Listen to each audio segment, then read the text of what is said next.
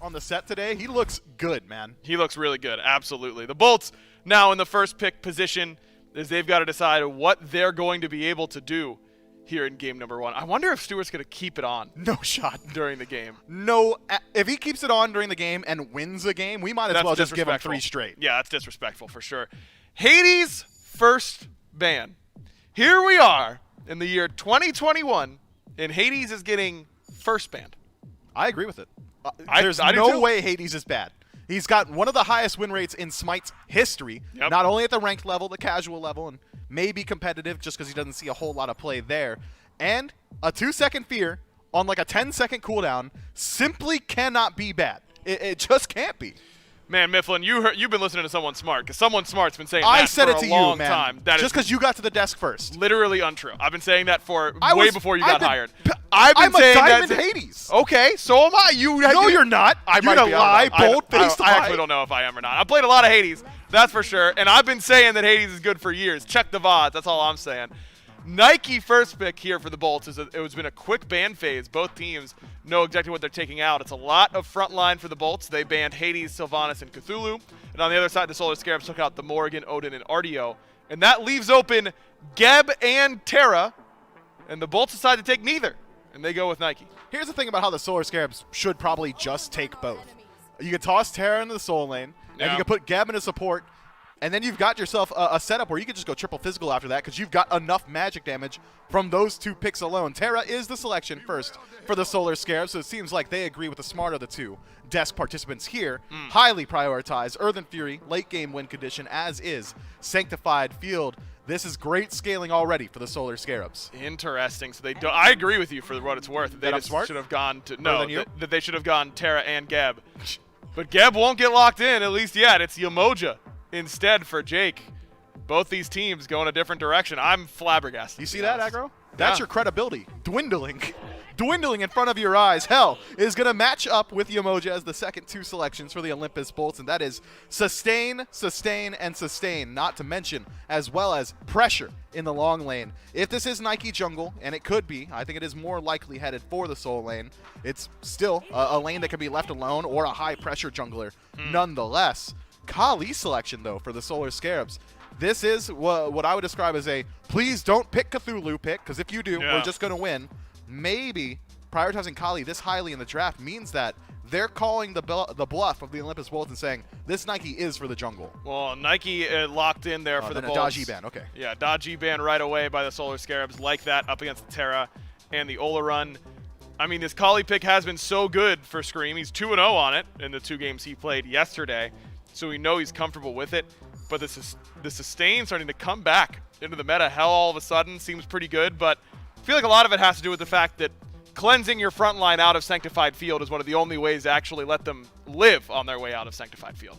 Yeah, Hell very strong up against Olarun, but once that cleanses down, she is very susceptible to the Sanctified Field in her own right. Movement speed buff from the 3rd ability in the light stance. Doesn't super matter if your time's been dilated to like 0.25 speed. This is tough stuff for the Olympus Bolts as of now. I'm excited to see how they decide to address this Olarun. If it is Nike headed for the jungle, and it seems like the Solar Scarabs do not believe so, as they've dedicated both of their bans towards jungle selections, how well does he close gap, Nike that is, onto Olarun throughout the early game? It's not the same as what we saw how the Leviathans dealt with Olarun. It was a lot of blink-ins from Jingshen that's got hard CC. Here it's blink-in from Nike. You could drop a slow through the Sentinel of Zeus. Maybe it's a knock-up, but I'm not sure she's got enough threat in her own right to deal with Olarun. The Scarabs continue to reach deep into their bag of tricks. It's Guan Yu coming here for the Solar Scarabs, trying to match some of that sustain potentially, coming out of the solo lane now, and it ends up being the pick there. Solar Patrol continues to go away from the tier list. It was Hades yesterday, today Guan Yu. Aggro, go ahead. Production's hopped into my ear here, and they don't often have my back, but it seems like the math is on my side. So let's go ahead and rattle this off for the fans at home. Aggro, you have played exactly 50 games of Hades in your 7-year tenure in Smite. That you know of, yeah. And you've got a 60% win rate. That is impressive. Thanks. That is incredibly impressive. Appreciate But here's the thing about how I've doubled your Hades amount of games. I'm sitting at 102. And just for those of you at home that weren't paying attention, Aggro at 50 with 60%. 102 Hades right here. What's my win rate, Aggro? Go ahead. Read it off to everyone. That's at 73%. That's a 73% win rate. Okay. I've been known about Hades. All right, I'm just saying that if you check the VOD, I've been saying it longer than you've been hired. So that's all I'm saying. Look, we got to get to these drafts because it's getting a little crazy out here. Bringing this Yemoja up against the Olarun, I think, is an interesting counter matchup. But this Guan Yu pick, we've seen him once all of Phase 3, did not find a win. How do you think he fares in this meta? Guan Yu, back when Hell was meta on console, was one of the signature answers to Hell. Cavalry Charge just closes that gap. Hell is going to struggle mightily peeling that god off. You've got good defense shred as well to open up targets for your Olarun and Kali. As long as Talu Assault is connecting with anybody on the Olympus Bolts, it's going to make it a little bit easier. No shot. No shot, right? Won't happen. It can't work. It doesn't work into this draft. There's a Hell on the other side. Yeah, no way. Can't pick Nox. Yeah, Thoth, that makes a little more sense to me. I still don't love it necessarily, but Baronic will lock it in. So you've got this Thoth now in the mid lane. Thoth has me scratching my head a little bit. He does a lot of damage from very far away, but he is easy to chase down in the right circumstances. And you've got a Serket on the other side. I think that's going to make things maybe not necessarily easy for the Bolts, but it is going to be something that Baronic has to keep in mind. Luckily, you've got a lot of peel around you from your team and a lot of potential to be distraction factors. So I'm excited to see what the Scarabs can do here, just because it is such a unique Vim-style draft from what we've seen the last couple of days. Sorry, I don't know what came over me there, but hey, jumping right in here, game number 1. Thanks for covering me there, by the way. There, I understood what you were saying. We had a nice little stun there by Awesome Jake in that duo lane up against Stewart, and continued pressure though by Inbound and Stewart. This was one thing that was able to net them quite a few wins in the games that they did take yesterday up against the Oni Warriors. And they've got a good composition to come do it here. This Terra has been so pivotal for them between that and the Sylvanas. Inbound has really liked going towards this pick, but Scream leaps in. Lasbro is waiting for him on the tail end, but he missed the Cobra's Kiss on the entry. And that'll be a nice escape for Scream. Yeah, this is a draft that to me screams. So Stewart, and what we've seen out of Olarun, there's going to be some good damage, and right now, actually, he might be in trouble. Stewart under fire. Another stun's going to get the beads, but a wall by Inbound is going to lock them out, and maybe just enough to get him out. Jake needs one more Omi before he can throw out another ability, but he will not get it in time. Stewart and Inbound both make it out, and Scream and Lasbro, they are on the left side of this map ready to go, but I don't think Lasbro recognizes that Scream is right behind him. Yeah, it was a good use of the double dash from Inbound, and this is great from Scream for an engage. Lasbro's still Serket, but this is a good chase. Lasbro doesn't have his second escape. He only has the Deathbane. Scream is going to hunt him down, but Jake and Bear are on the way, and there'll be no further engage by Scream, at least for the time being. Inbound and Stewart, even after going down to about 100 health apiece earlier on, they're able to sustain themselves right back up thanks to the sustain of both of these gods in the duo.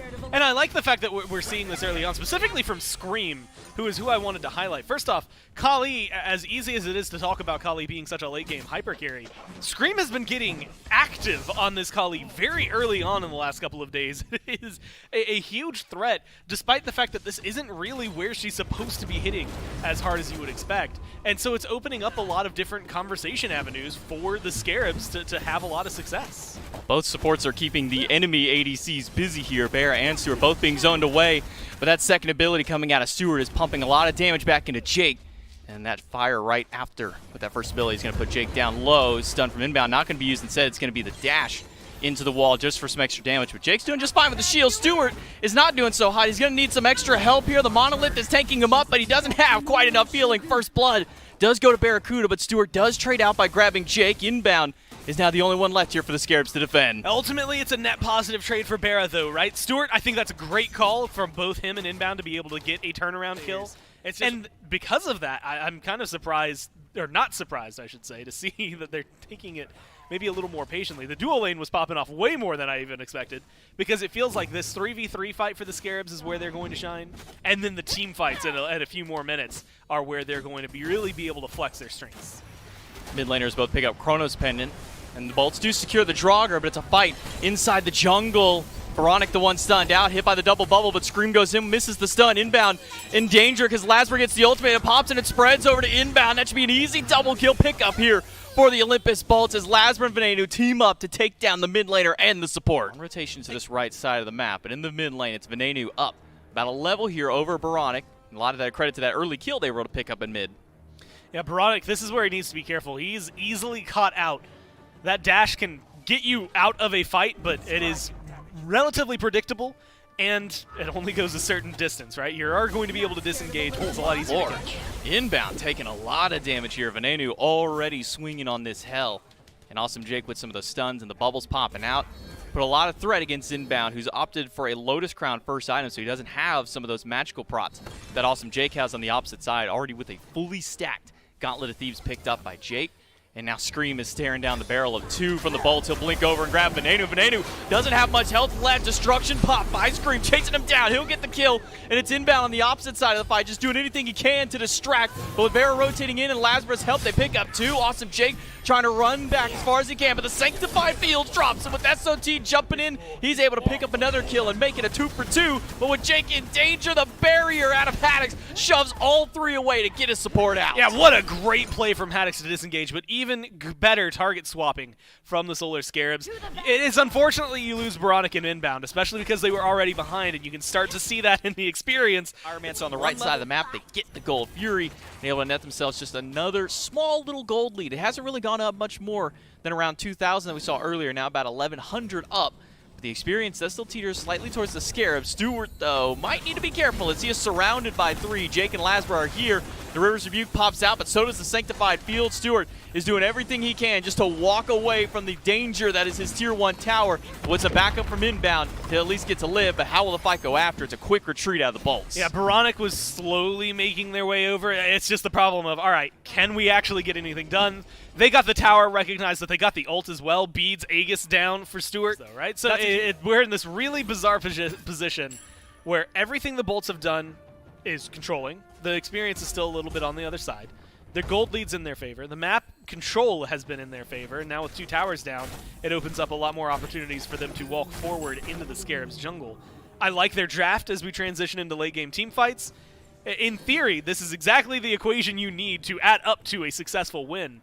But there's a lot of wild cards that we haven't gotten to see from the Scarabs. I mean, no big 5-on-5 grouping yet. Makes things a little more curious. You've got a 2-level deficit from Baronic right now. That's the big difference maker. Stewart's got no many places to go here. He does end up using the Sanctified Field just to buy him a little bit of extra time. He managed to get into the Tier 2 tower. Jake taking a lot of damage from this Zola run. Inbound is there to give Stewart a little bit of extra healing. Baronic under fire in the mid lane as Laz and Venenu rotate over. But there's that mobility of the Serket coming in once again. He gets in, gets the damage against Baronic, gets his beads. He's able to get out once again.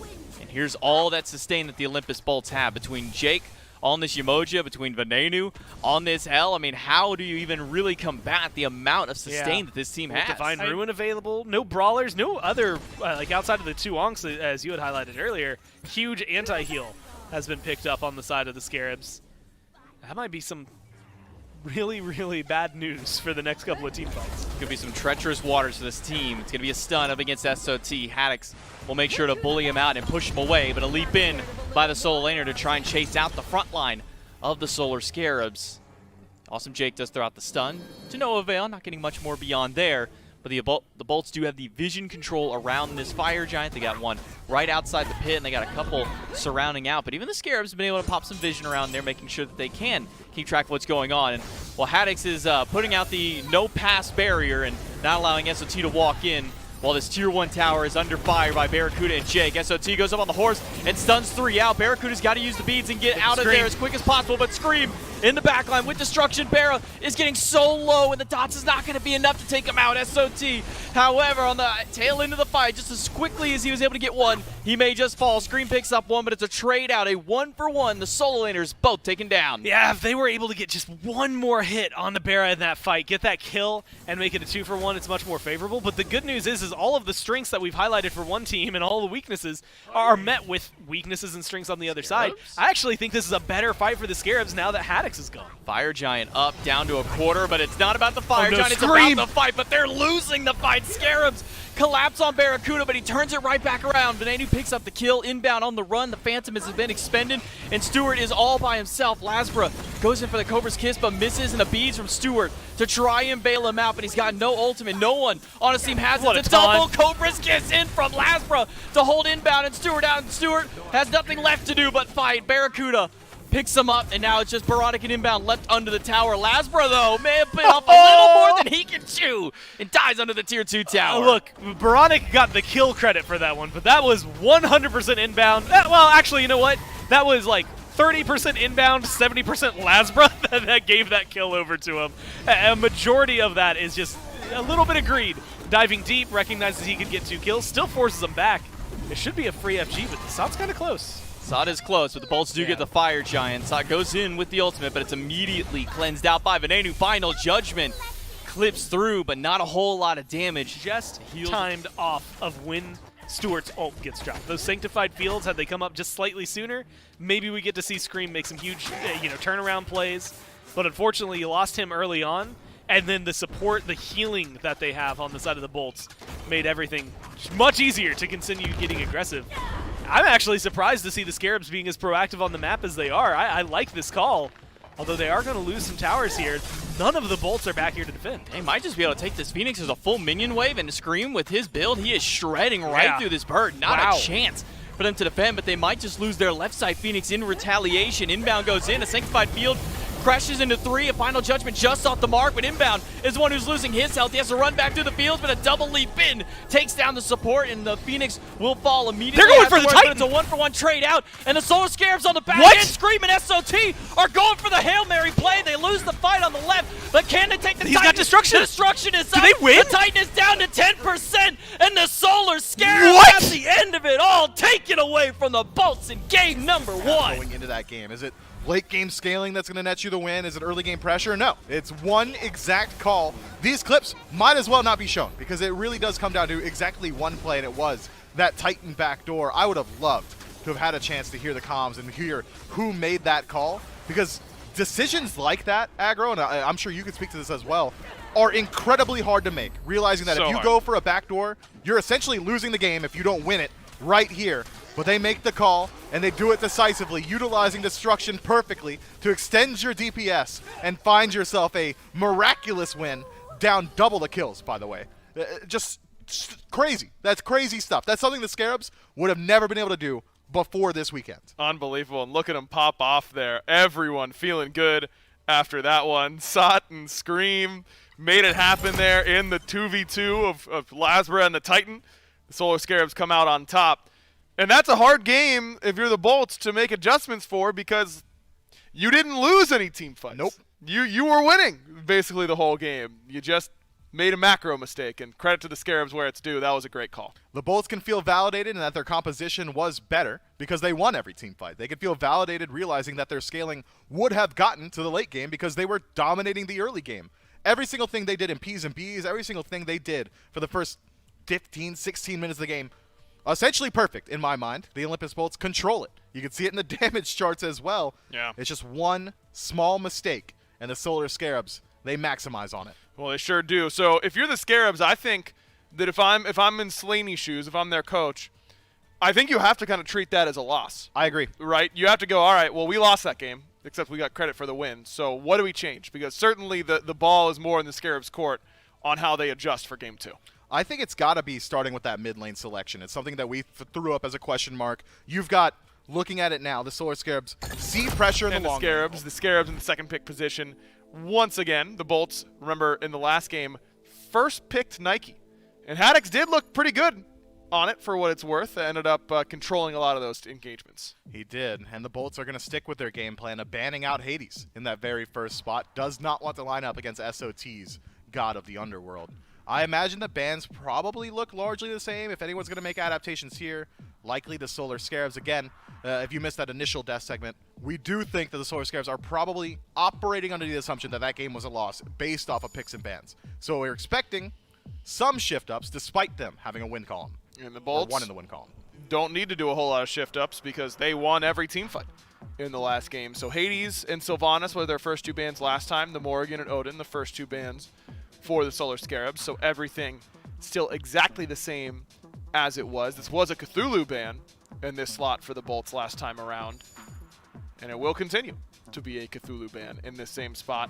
And if the Scarabs are going to go with the exact same thing, it would be Artio, and here we are, exactly the same through the ban phase. Gotta think the Bolts, I'm sure, are very happy with the Nike performance, but you gotta think that they'd go towards the Terra, man. It's such a strong pick, and now the Solar Scarabs have the opportunity yet again to take both Terra and Geb if they so choose. I believe it will just be the Terra selection plus one other pick, maybe a priority hunter. We know Stu loves going towards things like the Ul, or just run it straight back. I don't think the Scarabs will, though. Again, they lost every fight throughout that match. But so far, it was all around Terra after a Nike first pick, waiting on to see if that is going to be the case again. And it is. They go Olympus Terra in the exact same spot that they did last time around. And if everything's going to stay the same, this would be Umoja Hell if you're the Olympus Bolts. I think that they are going to lock in the Umoja. The Hell, maybe you change? I feel like the Hell did enough. Established pressure, won team fights, rotated early over towards the right side. So I'm not going to argue with it. And there's no reason for the Bolts to change. I want to keep reiterating that point because it is true. There's no reason for the Bolts to shift up their strategy. I'm expecting the Solar Scarabs because the major concern for them was the pressure throughout their lanes. And right now, they still are lacking majorly in the pressure department. It is just Terra that is making up the bulk of your early game right now. Kali hits her stride a little bit more quickly here in Season 8 than she once did in Season 7. No longer having to go towards boots means you can get those items, those core, kin size, the charged bow, everything that Scream likes going a little bit more quickly. So it's around level 12, I'd say, where Kali can start to get involved. But that's a long time in competitive Smite. I don't think the Scarabs can go back towards Thoth. I want to see them pick something that can hold their own or even win a lane. The first adjustment in this picks and ban set comes from the final ban, the 10th ban in the match, and that's Guan Yu. That was a Sobek ban in game number 1. So Solar Troll will have to change his selection. He picked Guan Yu in this slot last time, trying to save that counter pick for Baronic in the mid lane, letting him get what he would like to there in mid. So if it's going to be the same, this would be a solo laner. And we have seen Solar Troll play Chiron solo, but I'll rip my beard off if this is Chiron solo. This has got to be Chiron mid for Baronic. I agree, and with Chiron in mid, you've got yourself some pressure. He's one of the traditional pressure hunters that you could take towards that role. When you think of it, it's Ul, it's Chiron, you think of On Her as well. Those are generally the picks that you just leverage throughout the early game. So Baronic, I think, likely going to be the one taking this god. I don't like Olympus in mid, full stop. I think that it's so easy to exploit as put on full display in the last set by the Leviathans, where Hurrywind played Olympus a couple times in mid and died a lot more than the times he played it. So I think that this is likely headed for the center of the map. Serket, though, a good selection here. Stops the heal from Earthen Fury, can drop some CC immunity to make sure even if you are caught out in the Sanctified field, if you're hitting Olympus, he's going to struggle trying to target you out as well. Hachiman has good matchup in a Sanctified field. The Bolts essentially get themselves a draft that just works. It's going to operate the exact same way. It's the exact same draft. These are the exact same 5 gods and the exact same order that they picked them in game 1. So nothing different for the Bolts. Operating under the guise of a victory in game 1, they go with the exact same 5. Chiron, the switch up here for Baronic, and now Cabrakan being hovered. Cabrakan solo, something that we always hear could be really good, but oftentimes doesn't come to pass. Cabrakan did see a lot of prioritization, if you remember, at Phase 2 playoffs, and then kind of fell off the face of the earth after that without any changes. Will be the pick here for Solar Troll. Also saw some heavy play during the European SCC playoffs. Fight between the Bolts and the Scarabs. The one little switch up that we do have here is that SOT, when we've been seeing these Cabrakan solos and just these, I'll just say these Cabrakans kind of in general, has been the Bancrofts kind of rush. But this time it's just going to be that Warrior's Axe and the helmet. And honestly, I don't mind this, right? You're going for, I want to say, a different style. Like you said, when we've seen it, especially when we see it in the SEC, it's a Bancroft rush. But it's against teams that a Bancroft rush isn't going to be punished. Whereas here, that would definitely get stripped away from you pretty quickly. Not having those prots early on, that would just be the feeding ground for Lasma. Speaking about eating some damage inbound, chunked down to about a quarter of his health just from the damage out of Barrett and Jake. Then he got stuck inside the minion wave. But Jake will be able to sustain Barracuda up just by way of his auto attacks, giving him a couple of extra little HP per second when those tick up. But in the solo lane matchup, the Cabrakan versus this Nike, a couple of ways that this Nike can stop the Tremors, but these Tremors, man, they are one of the chunkiest abilities in the game if you go unchecked. Yeah, I mean, not only the fact that you can channel it forever, but they can do some decent damage on top of it. Good self-peel. I think that's what Solar Troll is going to be working with here. Had that pretty well on Guan Yu as well, at least enough to get out of there. They will be lacking a little bit more healing. Technically, I guess you get some of it back in the Chiron, but realistically, without the Guan Yu, and only having the Terra, you're going to be feeling it a little bit more. But you get more damage. Cabrakan brings a lot of CC alongside him, and his CC hurts. Even if he goes full tank, his CC can still hurt.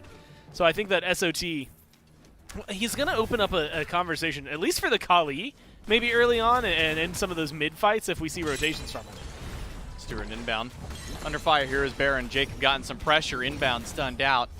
At half, he'll have to back away, but Stewart will turn around and fight right back, throw some basics at Jake, and now have to throw them back over at the wave. And nice little Radiance pops out of him to get some damage against the minion wave. These Riptides out of Jake, constantly trying to pull them back, but it may have been off more than he can chew. He's got no Omi left and no health inbound. Dashes right in to take his life. First blood goes to the Solar Scarabs. And I like the way they handle that. Most of the time, yeah, you probably want Stewart to get that. But at the same time, get the kill. That's what matters more than anything. And that's what the Scarabs do right there. And plus, inbound being able to find it isn't the end of the world, because look at the setup it gives no, him. Bear in danger. Just gets in time out of that stun for the EI Jutsu to come through.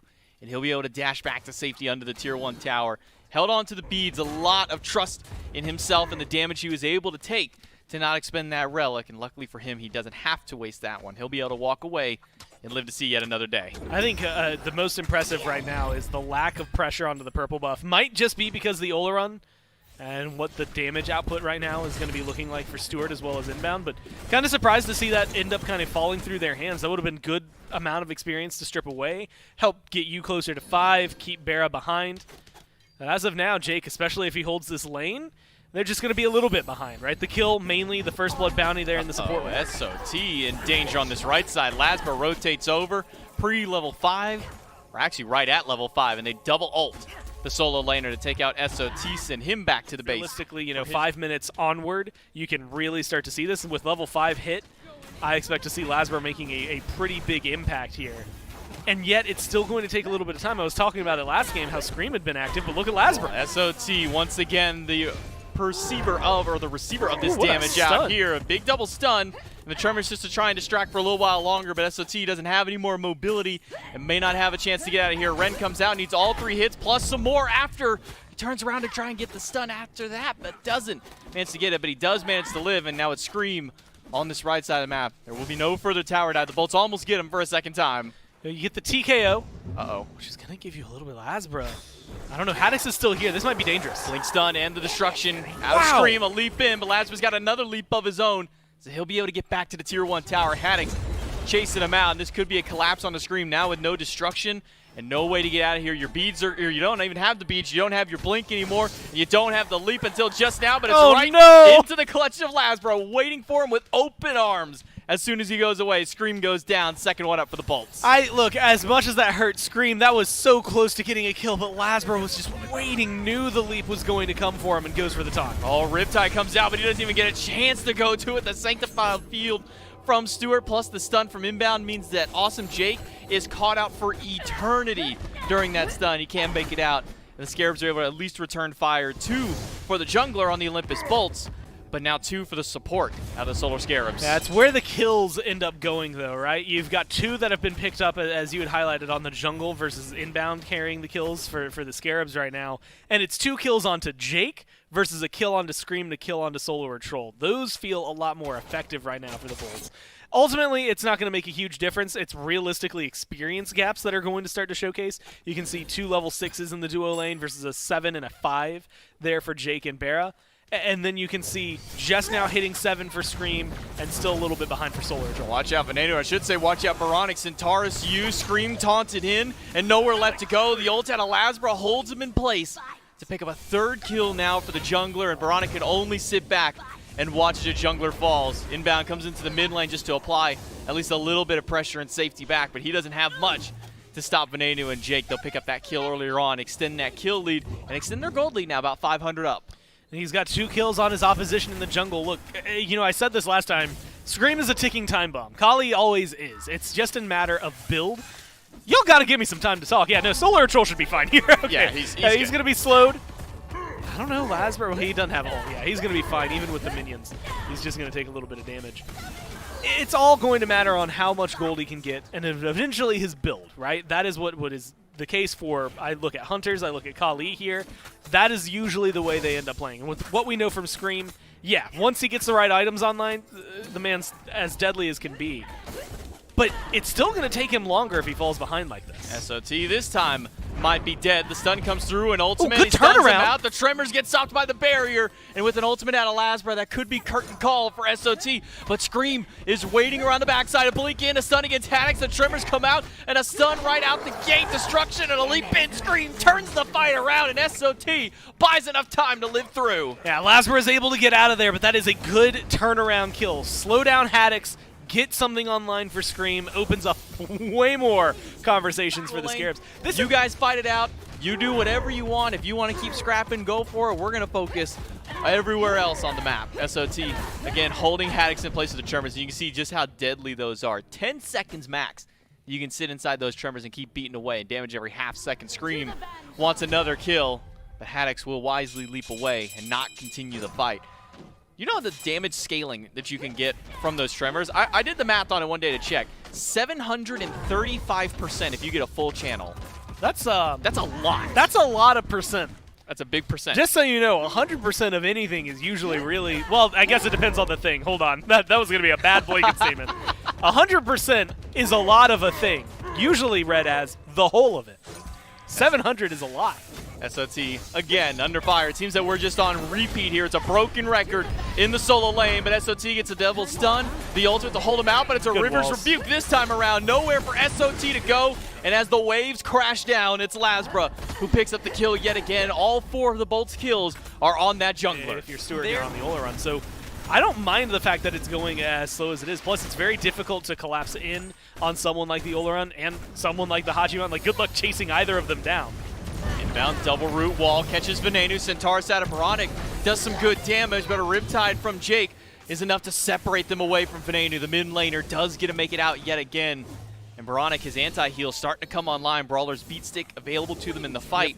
But all of this healing and all of this shield that Jake is putting out is making it so hard for them to grab him. Yeah, no Onks online just yet, so it's going to take a little while longer. Ben walks up, doesn't have the cleanse this time. He's damage. already down to a quarter health and just throwing some damage out. But it's Scream with the destruction who chases him down. But the ult out of Laz makes sure he doesn't get that reset, doesn't get that health back, and it's inbound. Under fire, he's got to run back to the tier 1, but Haddix is pushing him all the way back and grabs him with the basic Barracuda coming in on the horse. Finds Veronic and SOT, but it's just the Tremors out of the solo laner trying to hold them back, and the barrier from Haddix to push him away from the tier 1 tower. Now it's Stewart here. Maybe a little bit of even state, Good kill. but SOT finds Lasbra all by himself on the back end and maybe even some more. Honestly, this is a great spot for SOT to get aggressive. He's low health, though, and with Stunned. no ult, he has a lot to worry about. Ooh, barrier pushes him away just in time. But the Solar Scarabs come out with a 2-for-2 trade, trading out both their junglers, but they lose only their support in inbound compared to Venenu, that hell, finally getting shut down in that mid lane. SOT, Yeah, right? Inbound does a great job for zoning, but SOT keeps Haddix distracted for a lot of that. Jake, Lasbra saunter up to the Pyromancer, but by the time they get there, it's so low that it's very difficult for them to even get in to try and take it away. Inbound walks up to hold them away from the tier 1 tower. Now that Barra and Laz have rejoined in the mid lane, it's a 5v4, and then once Stewart jumps in, and even out to a full 10-man fight here at this mid-tier 1 tower. Lasbra sneaking around the backside of the fight. Haddix dives in aggressively, but his ultimate is already gone, and so is most of his health bar. Sanctified Field comes through. Centaurus shots, not quite enough to take out Haddix, and the heal out of Venenu just misses, while Lasbra has to walk away. The rest of his team licking their wounds and come up empty-handed. Red buff's on the ground there. This is a good position. Everybody had to fall back, but this is where that healing comes in handy. I mean, look at the Bolts health bars. Outside of Haddix, everybody's in the green, and Haddix just ticks over there. All they have to do is play a little patiently. Most case scenarios, you get a fight like that for the Scarabs, even if you don't win it. The same. It's 3 levels in the jungle that is really separating these two, but having that amount of lead and having that amount of control could really set themselves up, not just for success, but for some really stellar team fights here, to really find and feel what would be maybe the first time in both of these games to be fully in control. It's that Wind Demon completed a kin size right after by Scream. Start shredding through some of these higher health bar targets such as Haddix on this Nike. And even Awesome Jake's got a decent amount of health to his name. But the Fire Giant started up by the Solar Scarab. Scream has to leap away after taking some poke out of Haddix. And even with Jake there, Haddix won't be in too much danger. A nice cleanse out of Venenu gets him out of dodge, but inbound will dash in for a root just against Awesome Jake. But Lasbra teeting around that right-hand side. Yeah, a lot of this fight, in my mind, depends on Lasbra and his positioning, because Scream, we talked about this a little bit yesterday. If Scream ults Lasbra's only job is to ult Scream. That is the only thing that you need to be able to do. Whether it gets a kill, as long as you stop him from healing, you're going to set yourself up and make things hell for Scream.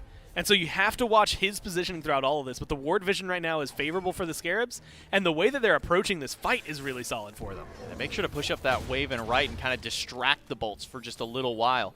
That might be just enough to net them an extra tower, and because of all the distracting, they're also able to grab a Pyromancer, stun against SOT, but he's doing just fine, still looking nice and healthy, but with the River's Rebuke coming out of Awesome Jake, he's only got one path out while it's Lasbra fighting against 3. A leap in by Scream to turn it around, but Barra is the one who comes up first in the fight, picking up SOT. But now Haddock's at full health in the backline, and the crits coming out of the Hunter. Scream has to use the destruction early, and there's not going to be any benefits for him. As soon as he lands down, Barracuda puts him out with the double kill. Stewart in the midst of everybody, a double stun out of inbound helps him out, but everybody's starting to fall low, and even this Chiron's got to start running because it's a triple kill out of Barra. Yeah, that is just clean play from the Bolts. There are 3 engagements, I think, that go back and forth there, and 2 of them felt like they should have favored the Scarabs. Very early on, Lasbra drops the ult into Scream, and Scream kind of shrugs it off. Looks like he should be able to get in, get aggressive, but can't get the damage where it is necessary. Good play from the Bolts, good healing from the Bolts.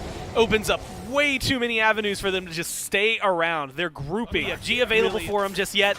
It means that they're going to have to deal with it the old-fashioned way, and I don't think they have the burn to face the brunt of the Scarabs' force and try to kill a Phoenix. Tier 2 mid goes down, Tier 1 left, and Tier 2 left. All wiped off the board. It's just Phoenix's left. Deja vu. For the Solar Scarabs to defend again. So they send Scream to push the right side, but this time because it's just him, they're going to need some help. River's Rebuke comes out, but it's only inbound, caught in the midst of it. Stewart is there and pumping out damage. Back against Awesome Jake. Sanctified Field immediately out. Venenu gets a cleanse to get them out of dodge, but it's Haddox on the backside of the fight. The Phoenix is already gone, so Haddox is going to try and walk through, but Stewart is able to put him down. Look, if Haddox is going to be that deep, you got to kill him, and luckily they did. But now, what a wall from Solar Troll! SOT locks Jake in place and surrounds him. Stewart picks up the double kill. The Scarabs lose their left side Phoenix, but what style points coming out of SOT, grabbing Jake. Both frontliners of the Bolts gone. I mean, I don't know that they are able to get that kill without that wall. What a great setup there from SOT. And now they're in a good position to push forward on left. You can see dealing with the fire minions, but I wouldn't be surprised to get a tier 2 here. And with 20 seconds still left as they start to approach the tower, they might even be able to put some pressure onto this tower line. No front lines for the Bolts. Makes it a lot easier to take the fights. All of that was assuming this tower fell pretty quickly. That is incredibly slow. They might get the next fire wave, but I think ultimately there's no chance for a Phoenix. We do get a nice little replay from SOT's perspective of that beautiful wall to catch out Jake. A quick blink in. Sure, he missed the stun, but he makes up for it in spades by grabbing this nice little wall against Jake. Has to land on at least Barrett and Vin so that they can't heal and you can get rid of them. But ideally, you're going to hit Lasbra or someone in there as well. You have to be worried about Lasbra's positioning, same as last time, if it goes on to Scream with that ult for the Circuit. That makes it much easier to kill this Kali, and all the while, there's fire minions that you have to be worried about. Left side is pouring through, but Scream dives in the back line. It's Venenu under siege by the jungler. Ultimate comes out of inbound, and Scream is chasing him down. He'll get the reset, but he's not going to get as much health as he had hoped for. Awesome Jake and Barracuda put him right back down. It's inbound, and SOT now in the midst of it. A double stun comes through. Lasbra with an ult in the back, and SOT to zone them away. The Sanctified Field out of Stewart holds Haddox away, and it's Lasbra being dealt with just by Baronic all on his own, and SOT fighting 3. It's him against the world, and with inbound here, they can maybe turn this around. Barracuda has to dash away, but Lasbra picks up 1, and now it's a full retreat for the frontliners of the Scarabs. It just feels like a miscommunication. You know, SOT knows how much damage he could do, thinks that he could kill Barra, almost able to do it, but the entire time, Lasbra's just running amok. Nobody's helping him. It takes too long for anyone to reply. I think ultimately they separate the Scarabs once again and make things feel awkward. The Titan takes a lot of damage in the process because the fire minion that was walking in there. I mean, I think the Scarabs had a really good start to that fight, and it was maybe a lack of communication or help. You know, starting with Scream, but transitioning into SOT. They just weren't able to get the play that realistically laid out in front of them. And once again, what is it that saves the Bolts? You get a lot of damage from Lasbra in the backline front where, yes, you don't have a crazy amount of healing if you have the Scarabs, but the little bit of healing you have isn't doing anything. There's a lot of healing on the other side, and you have nothing to deal with it outside of a few key items. back to the mid lane for the Olympus Bolts. A couple here in mid and a few over on the left-hand side. That is a weakened Phoenix. Only got half of its health back. SOT gets taunted in for a little bit of damage, but it's Bear and Jake at the front line. Full build online for the Hunter, and he's already swinging for the fences against these gods, against these structures. Inbound.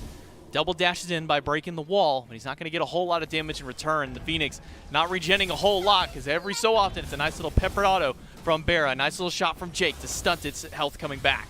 Worth mentioning, this Fire Giant was killed just a hair after 30 minutes, so it is enhanced. That makes it a lot easier for them to get aggressive, knock down any of these Phoenixes. And they have the minion waves helping them out anyway. So this is going to be a good engage for the Bolts if they're able to just take a couple steps forward.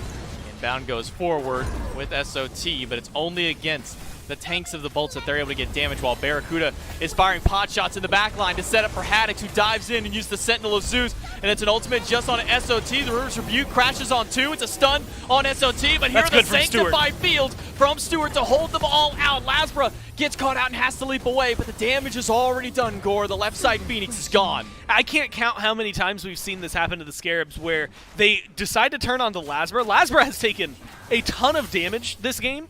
He has a single death because he gets out of it every single time. His health bar has just been bouncing between green and red, it feels like, permanently. And what is even a Phoenix? The Olympus Bolts shredded away. Lasbra again, guess what? He's out. By the skin of his teeth, makes it out for a second time in 2 fights. But the Scarabs don't look like they're quite willing to give up the fight just yet. You can see them starting to spread themselves around here, one to each side of the jungle. But it seems it's mostly just in defense to try and hold them away. Lasbra, who was it, 100, 200 health? Already back to full. Yeah, his health bar has been ping-ponging between full and almost dead. And it feels like that's been every engagement. But look, you invest so much if you're the Scarabs to try and kill just the jungler. He's 5-1-5. He's been able to do so much, and it lets Barra and Vin just free cast. It's a labyrinth of riptides from Awesome Jake just to try and hold SOT in place. My man's got to do a zigzag snake formation to try and get away from Awesome Jake. But with 2 Phoenixes down and now with a third one under siege, Barra and Jake can walk forward and put some pressure on it. They still got 30 seconds left on this enhanced Fire Giant buff. It's SOT left into the mid lane to just try and deal with Lasbra while the rest of the team holds off on the right. Ults are going to be coming back up, and relic choices right now are a really big deal. The Bolts don't have as much to work with. Scream finds Haddix, but Haddix has an ultimate. It's a destruction out, and Lasbra retaliates in kind with his own ultimate, and that will pop Scream as soon as his wears out. Stun from Awesome Jake off the mark, but Centaurus out of the mid laner. Inbound low, inbound gone. Venenu grabs the kill, and it's with 2 down on the Solar Scarabs, surging forward. Scream's got nowhere to go. It's a double kill out of Venenu, and Barodic cut off by the River's Rebuke. Nowhere left to go. Haddix grabs it to make it a 4-piece, and you might as well make it 5 with SOT and nowhere left to go, surrounded by every member of the Bolts. SOT has no chances of making it out, and the Olympus Bolts this time will clean up their act and take game number 2. Yeah, they make some transitions. They change what they thought they needed to there for the Scarabs. The Bolts changed nothing. Actually, they changed literally one thing in their draft, and that was that Hachiman and Serket, even though they early game engagements. I want to see more adaptations from the Solar Scarabs. You said it was disrespectful for the Olympus Bolts to go back to the exact same draft. I think it was correct and clearly proven right here today. It can be both disrespectful and right, for the record. You're allowed to do both, and that I think that might be what the Bolts did here, because the Scarabs just did not adjust properly. I thought the Bolts did make their adjustments, though, handling Scream much better this time around, forcing Solar Retrol back on this Cabrakan, though I thought Sot had a really good game on the Cabrakan regardless of the amount of pressure that was on him.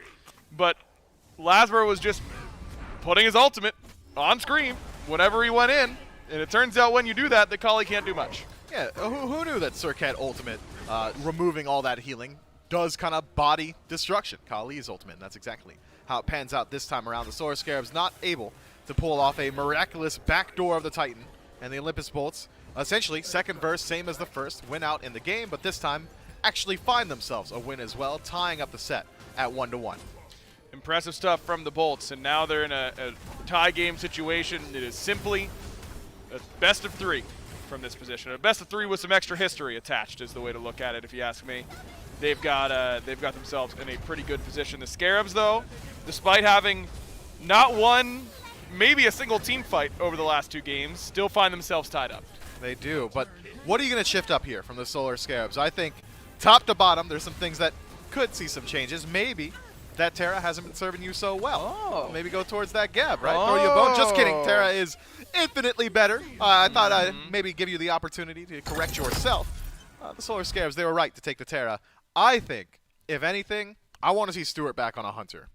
Stewart 2-1-2 in this game, but without the victory on the Ola run. Baronic 0-3 did not have a great late game performance on this Chiron, but still put out 16,000 damage. Overall, highest in the game goes to Haddix, but Barracuda right behind him at 28k apiece.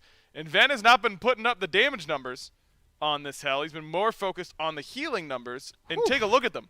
22,000 for Venenu and 14,000 for Awesome Jake. Those are some hefty healing numbers on their side. Between Jake and Ven, they effectively invalidate 2 damage outputs from the other side. Scream and Baronic can't match up the healing that has been brought by the Olympus Bolts. Maybe the Scarabs try to address that inside of the bands themselves. Don't allow this Hell and Yamoja composition to keep doing it to you. Might have to make a change there. This Yamoja has been problematic for the Solar Scarabs for sure. I think if you want to keep going in game number 3 with the Solar Scarabs in that first pick position for the first time this set, it has been Odin, Morrigan, and Artio being their 3 bans through the first 2 games of this set. And on the other side, it's been Hades, Sylvanas, and Cthulhu. And already there's an adjustment. They ban away that Hell from Ven. Hell taken off the table, so we'll see how that affects the Bolts going forward. Now you don't have to worry so much about the healing from the Olympus Bolts. Again, 22,000 healing put out by the Bolts last game. Ven having a great time. Maybe not so much damage, but doesn't need it if he's literally invalidating entirety of the at least one guy on the other side. Odin is the response here. As the bans are rounding out now, this could leave Yamoja open for the Solar Scarabs, and if they so choose, could take in that first slot, but instead going to be banned out. 2 of the Olympus Bolts signature picks from the first 2 games already taken off the table. And this is the big switch up that we were waiting for from the Scarabs. What are they going to do? Because even though they're sitting 1-1, have not exactly wrested control away from the Bolts at any given point. So they take 2 of those problem gods away, and now the Scarabs are left with whatever the Bolts decide to leave open. It's an Artio ban from the Bolts. This has been Odin and Artio have been banned by the Scarabs in both games in this set up until this point. So now things are changing pretty significantly. They are. Now, what are the Solar Scarabs going to go towards in this next ban slot? Could be the Ola run, if they're worried about the Bolts prioritizing it highly. Could be Cthulhu. Could also be Cthulhu. The Morrigan comes to mind if you're trying to limit Ven through the mid lane. There's a lot going on here, man. This is a chess match in a tied set. And these bans very well could be the difference maker going forward. The Olympus Bolts will have 2 selections available to them, but the Solar Scarabs say, hey, get a whole new draft. Nike banned out. Interesting. So the Bolts have been banning Sylvanas and Hades and Cthulhu. They could all be open depending on this ban. Those have been their 3 bans up until game 3. Now have the opportunity to have all 3 of those gods let through. Hades and Cthulhu have been very, very solid in the solo lane, particularly for Solar Patrol and the Hades. But the Bolts are going to get 2 on the rebound here at the very least. So they could go with a different option. The Morrigan has also been banned this whole set. Not been touched so far. Maybe the Bolts ban Sylvanas here, bait the Solar Scarabs into going towards the Terra in that first pick selection. Instead, it is the Ola run ban. So we'll see if the Solar Scarabs want to keep running with Terra, but if they do so, Cthulhu Morrigan as a rebound pick feels pretty good for the Bolts. Does feel pretty good. There's so many strong things open. It's kind of a mix and match game. I'm going cross-eyed. I got Whiplash. Yeah, how can we get the most of them? I thought they were Sylvanas. I thought they were going to first pick this. They just seem to snap take this god every time he's open for Bobby. Bobby is very comfortable on this pick, brings you good survivability in the early game. The protections afforded by Wisp as well as Lotus Crown kind of facilitates these dive-style plays. We know Inbound likes to get aggressive on this pick. It fits their style well, but you got to think the Bolts are going to get so much here on the other side. Could be Cthulhu Morrigan, maybe the Ool gets locked in as he's one of the most priority hunter picks available right now. If magical hunters are as popular as they have been, maybe it's a soul selection here. There's so much out there. You don't have to go towards your support because you know that Sylvanas is going to Inbound, so you can wait a little bit, at least pick it in the top 3 if you want to prioritize it highly. The Morrigan, the first selection overall here, definitely going towards Ven, a pick that he's very adept at playing, but what are you going to match up with it? I'm still leaning towards the Cthulhu. I think that would be a good pick. I mean, Haddix has really controlled a lot of these team fights. It's Terra. I forgot. Terra's the best guy in the game. How'd I forget? But they don't need to take their support. But Terra also has flex potential into solo. No SOT's taken it a couple times throughout the Recently? regular season. Yeah, I don't know. Scarabs had the opportunity to take Terra solo each of the last 2 games and haven't. True. So I think I would have hedged my bets there. Maybe could have gone for something a little bit different. But they decide to lock into Terra. I think you just go Kali Hades here if you're the Scarabs, right? If you've been dominant on the Hades in the solo lane, it's been banned from you the last 2 games, get something that you know that you can dominate the lane with. Hades also has an incredibly good matchup into the Morrigan. You just drop your silence the second she decides to channel that stealth, and not only do you remove the decoy, but you also remove the stealth from the Morrigan. The ultimate going to be very nice for isolating these team fights and creating space for your late game hyper carry Kali. So good call. Hades is the selection here. But the Bolts can now go towards still the Cthulhu if they so choose for the Tartarus Titan style draft. Maybe they could prioritize a Hunter selection and try and limit Stewart throughout the next ban phase as well. This is tough stuff. This is a very interesting pick ban, and that I had no clue that Achilles would be the selection. Not in 100 years. Never would I have guessed Achilles in that slot. That is just not what I was expecting whatsoever. But Final K just played it. We see it most of the time in response to Cthulhu because you don't have to take down his whole health bar. Then when it gets real big, it only a little bit. But maybe this can contest the Hades a little bit better in lane. That would be my only thought as to why you would want to take it here in particular. You're not matching the sustain of Hades, but you are at least poking him out. Makes it a little bit easier to finish him off. Very often, SOT is a last-ditch effort to turn around an engagement when he gets ganked. Just channels Pillars of Agony and says, okay, I'm taking less damage, you're taking a lot, maybe I just win this DPS race. Achilles kind of tips that in your favor. Just have to put him into that execute threshold. It's not the worst matchup on the planet. If the Soul Laners are left alone, I gotta think that SOT just wins that 1v1 because of all the inherent sustain in the kit. Yeah. The Bolts are limiting Stewart with the bans here. Heimdall, first one removed. Uhl, one of the picks that Stewart loved in the SEC and throughout the regular season, still available. Likely a good ban for the Olympus Bolts, but I've been wrong too many times on this death segment already. I'm just here to learn. Man, the Serket ban for the Scarabs, they have to be breathing a sigh of relief that they get an opportunity to ban this, and it wasn't Serket in the third slot there instead of Achilles, right? That would have really continued that counter matchup where Lazarus was able to shut down Scream through the vast majority of that last game. They had the opportunity to take it, but take Achilles instead, and now the Serket's banned. Serket is banned out. Achilles the selection. Maybe you throw a Daji ban out here to try and limit Lazarus instead. It's the Camazotz. That makes a little bit more sense. It's a pick that Lazarus had a lot of success on in the past. Has very good tools to deal with both Kali and Hades. If you're worried that you're going to reset Kali's HP bar, bat out of hell, get you out of there. If you're stuck in Pillars of Agony because you already utilized your leap, bat out of hell, get you out of there as well. But now, where are you going to go with your selection next for the Solar Scarabs? This is... I'm lost, man. I am fully lost. Chernobog for the ADC of the Bolts. Okay, now you've got decent ways to proc Earthen Fury throughout the team fight. You've opened up the door for split push potential. That's how you lost in game 1. Now the Bolts bringing that threat to the Solar Scarabs. But the team fight cohesion, who are you transforming to as the Morrigan? It's a little bit jank here. It's got to be Terra, right? Like, Terra's your best option, I think. As of now. As a transformation. It is a good one. I was going to say, don't the Scarab just go Charybdis Soul in this spot? This is like exactly the type of comp they were running yesterday against the Warriors. They have the magical damage out of the Sylvanas and Hades. They were very comfortable going double Hunter comps with Charybdis mid yesterday. These 2 Hunter bans are focused towards Stewart, but you don't take away the linchpin of that double Hunter comp, which is Baronic on the Charybdis mid.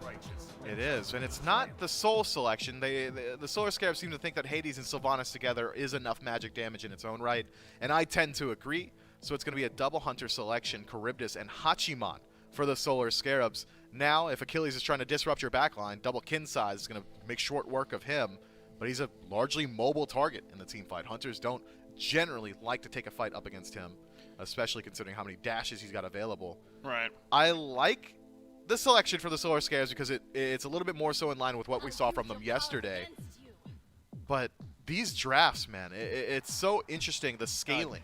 Bring the action here in game number 3, and well, the Bolts, or not the Bolts, the Scarabs, going back to a strategy they pulled out yesterday. SOT back on the Hades solo. Baronic on this Charybdis mid. But it's going to be a Hachiman this time around that Stewart's picking up in that duo lane.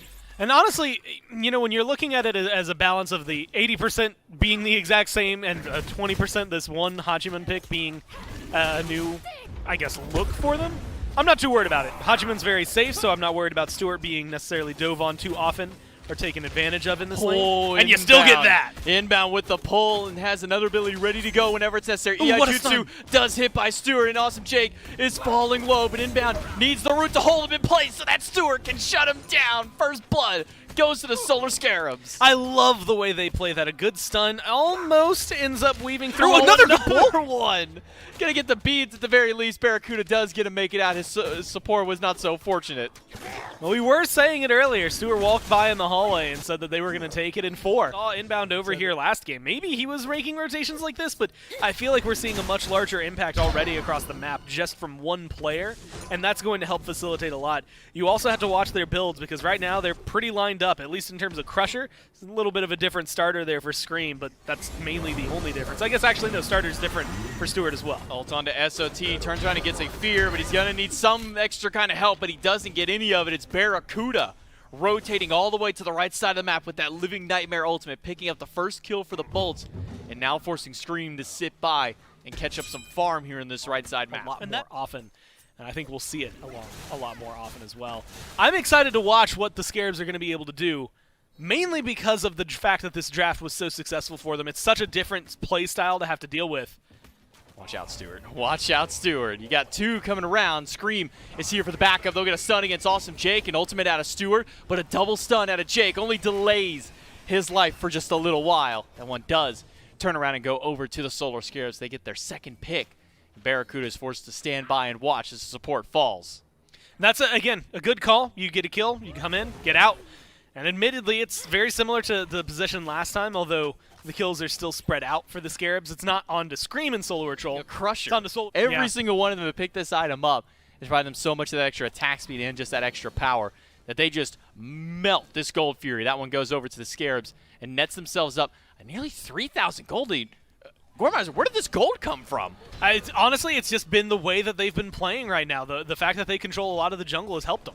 They want SOT dead on this right side. There's no way this Hades should be allowed to get away. They're going to send everybody that they can to make sure he goes down. Maybe lives a little longer than they wanted to. Lasbra taking quite a few tower shots. At the end of the day, the Bolts are finally able to put this Hades in a coffin. Perfect for then destroying objectives, whether it's something as measly as this Draugr or an Oni Fury, a Primal Fury, a Fire Giant, all of the big ones that you're really going to be looking for a little bit later in the game. That's going to create a much different dynamic for the Scarabs. Half of Lasbra's health gone on the rotation from SOT and a rotation in from Barra with the Living Nightmare. Will quickly get him back out, but Inbound is the one stunned out and taking a lot of damage. Ultimate from Baronic will push back 1 and stun 2, but it's a 3 versus 5 in the mid lane with Inbound low and Scream now on the rotation.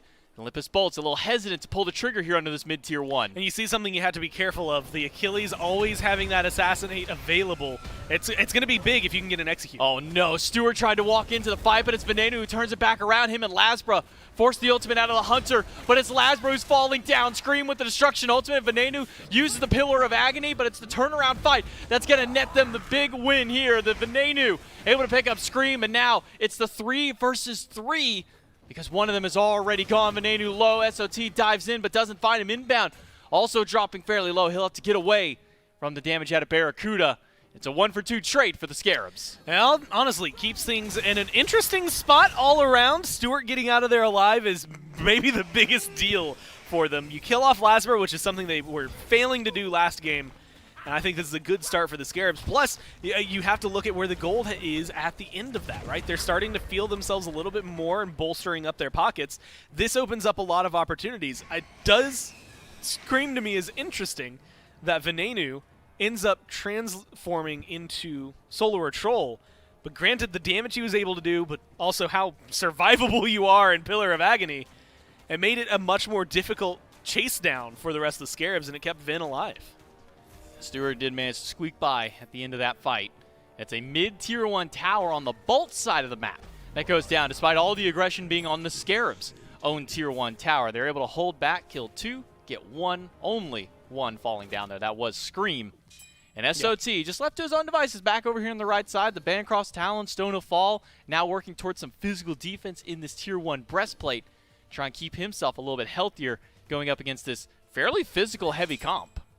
Honestly, yeah, that's the downside is that right now you've got a very, very phys-heavy comp on one side. And it's going to cause troubles, much like SOT has to deal with here.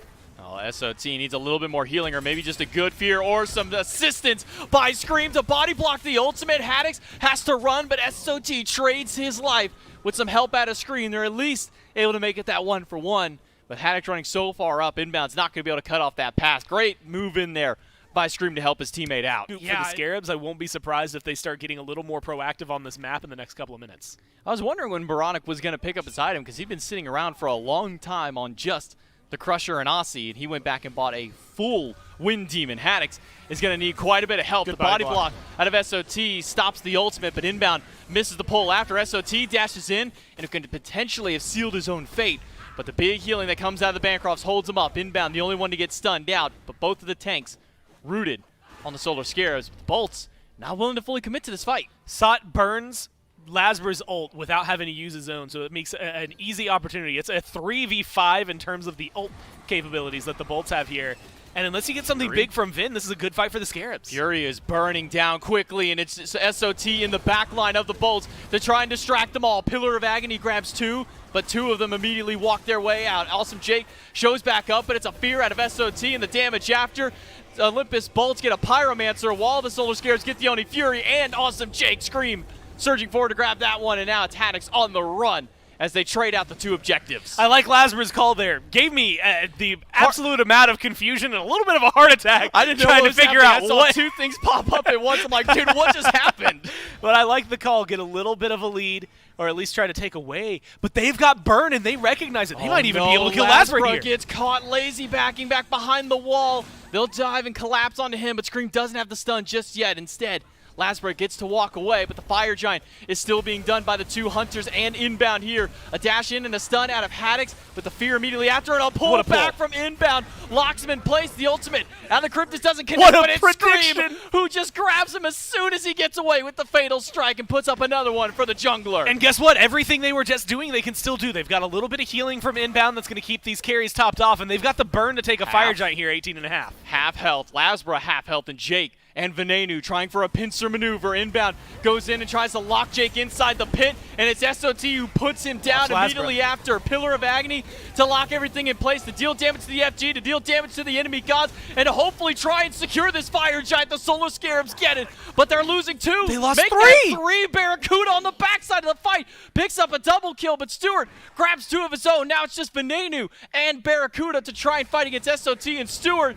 SOT gets locked down in, uses the Aegis, but he's got plenty of health, decent amount of mana, gets the beads out of Barra, and an ultimate in from Stewart, gets the EI Jutsu, and turns it around to kill him. Now with Venenu, with no Aegis, the beads burned, and no health. The Scarabs deicide the Bolts. That's a great fight for the Scarabs, but you have to look at where things went wrong. A little too long in the FG pit, a little too much damage. Pyromancer over there on the other side. I see Screams hanging around. The Bolts might start it up and scoop it, but that's a lot to spend. Stewart didn't have full crit for those fights. You still have a couple of items that are going to get finished here.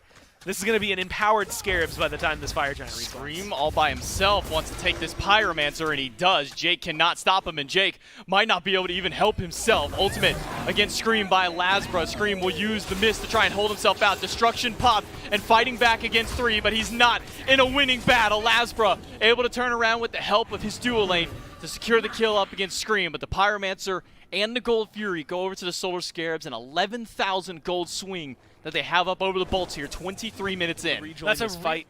And they had to use so much. I mean, you saw how big of an investment it was just to kill off this Kali last time around. And now you've got to do that while you are giving up the positioning. They've got good vision, and they've got the burn. I think this is a great opportunity for the Scarabs. They spotted Ben on the left side, so that's the trigger for the Fire Giant. Solar Scarabs started up, it's down to a quarter health. Haddix gets knocked out, the fire is low. The Scarabs are able to take that one. Venenu's still nowhere to be found. It's Jake falling low. Oh my God, Lasbra! And Lasbra thought he had a chance to make a play, but he does not, and it's SOT turning one around. Destruction out of Scream shreds through the backline, and it's only Haddix left alive to run away from the Solar Scarabs.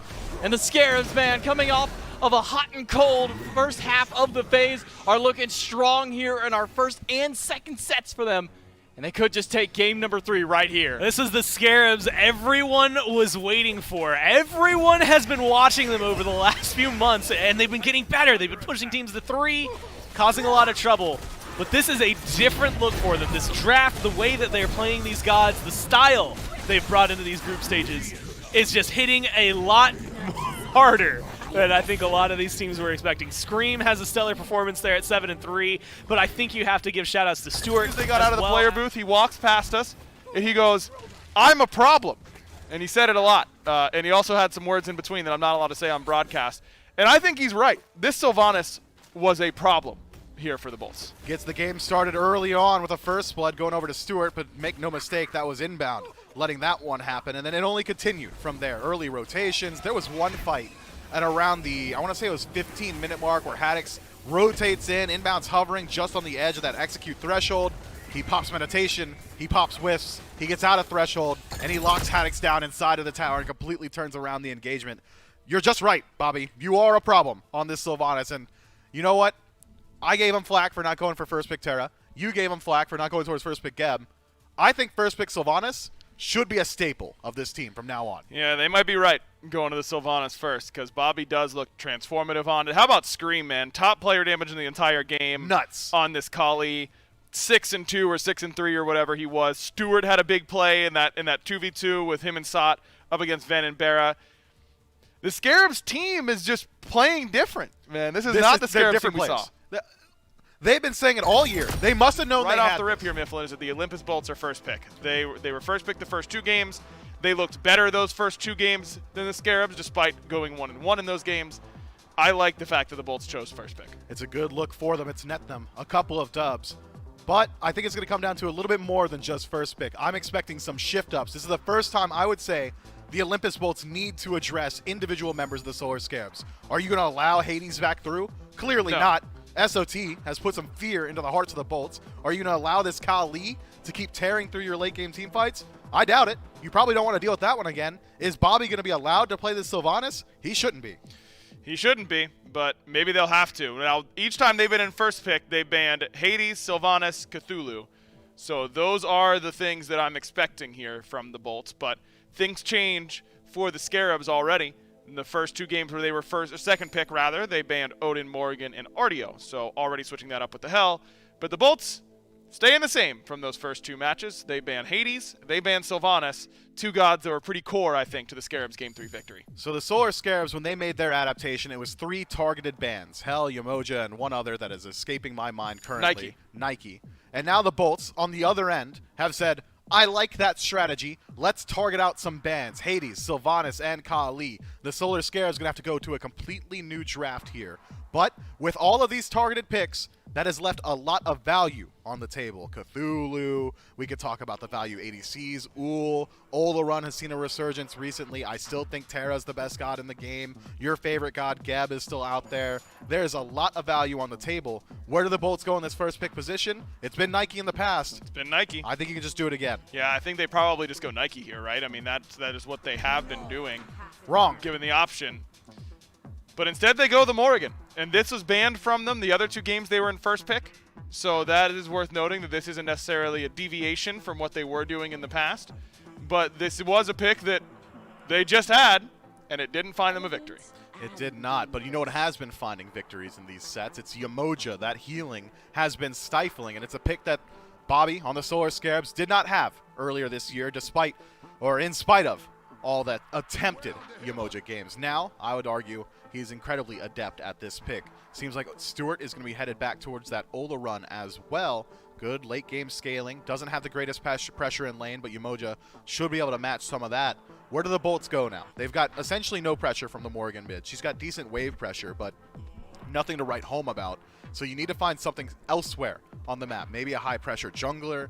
Maybe you decide to go for Izanami out of the Hunter role. That's a pick that's been getting banned out pretty consistently here during the group stages, and it's something that would really make it hard for Olarun to perform on. But instead, Terra selection, I'm about it. I can't argue against it. Yep, Terra has been very good, despite maybe not winning the majority of the games we've seen her in. In fact, she's actually 0-3 so far in this set. But they go back to it anyways. They go Terra Nike, shore up that front line. That's scary. Yeah, I think that's the good beginning to this draft here for the Bolts. Now you can have double Terra transformation. Nike's going to be able to proc Earthen Fury legitimately every single time with the Sentinel of Zeus. You've got great survivability. Your dive potential is phenomenal, but neither one of your divers as of now, Terra or Nike, deals with Sanctified Field very well. You leap in, your time's dilated. You dash in, your time's dilated. It allows this Oleron to reposition very easily. And another linchpin of this newfound success for the Solar Scarabs is selected here. Third overall, it's Charybdis, and it's going for mid. Yeah, I like it. I mean, Baronic has looked really good on this pick. He's been a good contributor. It filters in to their objective play to have these double hunters to be able to DPS it, and they were willing to coin flip some objectives, including a pretty big fire in that last game. But if it keeps coming up heads, then you might as well keep flipping it, and that's what the Solar Scarabs have been doing. But the coin flip for the Scarabs isn't great. Their confirmation, not great. I'd say it's a weighted coin now if the Bolts are allowed to put themselves in that position. The Morgan, sure, maybe not the highest damage output god in the game, but Terra clap combo with a dash through might just be the highest damage confirmation on the map right now. Second phase of bans rolling through. The Solar Scarabs decide to target out Lasbra on the other side. It's Daji and Kamazot's taken off the table. Two incredibly strong bans, considering Oleron and Umoja don't have inherent CC immunity, and the dive potential of Kamazot's deals with Oleron on its own. The Bolts, though, they decide to take a peek towards SOT's God Pool. It's Cthulhu and Guan Yu. A little surprised that the Bolts don't double down on bans for Scream, because he's top 3 this Kali each of the last 3 games. You ban it this time around. You know, what is he going to end up going to? Could be this Gilgamesh. This could also be for Solar Troll, but typically this has been a little bit more jungle present recently. Seems like a little bit of a resurgence for Gilgamesh these last few weeks. Gilgamesh has poor matchup in a Terra, and that Earthen Fury is going to get procced every single time by Winds of Shamash. You're going to get that heal for your team. But great matchup into the Morrigan. Her stealth just doesn't work. You pop it, you're slammed by Winds of Shamash, and removes the decoy and your invisibility. He's able to displace Nike relatively well. You've got good burst potential. Your early game presence definitely there if Gilgamesh is headed into the jungle, which creates space for gods like Charybdis and Oleron to hit their late game stride. So the 3v3 of the Solar Scarabs currently, Umoja, Charybdis, and Gilgamesh, is incredibly strong. The Bolts, though, on the other end, have got themselves a sneaky strong composition as well. If it's going to be the Morrigan, Terra, and Serket, that's great dive. Great dive, another good transformation for this Morrigan. Now she has a bunch. I mean, you like the Terra transformation, you like the Nike transformation. Love those. Like Serket, like Gilgamesh. Those Yep. are all really good transforms here for Venenu this game, where maybe he was lacking in that department in game number 3. As we're waiting for Barracuda's pick, it has been Hachiman the most of the time in this slot, but it's going to be Soul instead, bringing a little bit more magical damage to the composition. Normally, you don't see this whenever you've got a mage in mid. Why do you think Soul here for Barra? Soul's got decent matchup in Oleron, and that Disapparate should help you out a good deal against Sanctified Field. You're able to reposition pretty well. The enhanced movement speed means Charybdis is going to have a very hard time landing her ultimate, but I think it's mainly to deal with this Gilgamesh. He's worried about ganks coming his way, and Soul very safe up against this pick. CC immunity built in, decent scaling as well. But I do think I would have preferred to see a Hachiman here. Maybe that ultimate would have made it a lot easier for this already incredibly strong dive of the Bolts to only do so more easily. The damage output, the slow from Mounted Cavalry could have gone a long way. But Soul, in of herself, is a very strong pick, and she's got great objective clear. Yeah. The Gold Fury Tower is all going to fall very quickly as long as Barracuda is there. Game number 4 of the set. The Solar Scarabs, man, I just got to say it outright, blanket Samagor, they've been looking hot these last 2 days. I mean, they have been looking phenomenal. Yeah, they have changed up drafting style, play styles, whatever you want to talk about. It has just looked so much cleaner, so much better than what we've gotten to see out of them. Hell, even a few weeks ago. They were looking good a few weeks ago, too. So the fact that they've managed to step it up is even better for them. A lot of it has been out of this duo lane. Not surprising to see them get so much damage done at the very beginning.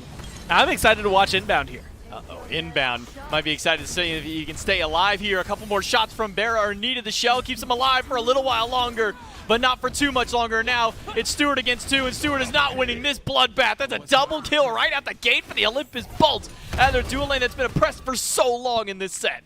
Yeah, that might be one of your worst case scenarios here, is losing both of them that early on, giving a double kill to Barra. I mean, he's going to get a good chunk of change from just the first blood, but now add on the fact that he's going to have the experience from that nowhere in some of these games.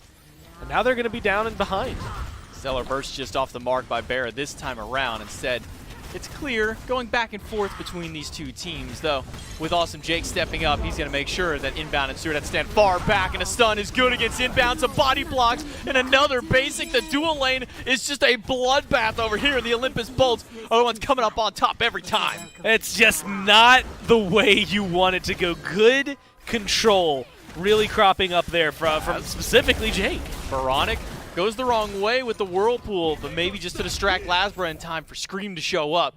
A heroic leap in by the jungler, but he doesn't find anything. Instead, it's on to Venane, who gets the beads out of the mid laner, and SOT bullying Haddix on the right-hand side. We are here to scrap from second number 1 across the board. Lasbra even going back in, gets another Whirlpool burned away from the mid laner. That's going to get the beads, the stun to set it up. Veronic rooted out by Awesome Jake, but Veronic does get to live on in this fight as Jake and Lasbra again put pressure against this red buff. I mean, it is a lot that they are finding in terms of control. Already off to a hot start. No, the but what a Riptide. good Riptide. If they had a lot of follow-up there, it could have been a kill on the Lasbra. But I think that goes to showcase. And exactly what I was going to highlight. Forward.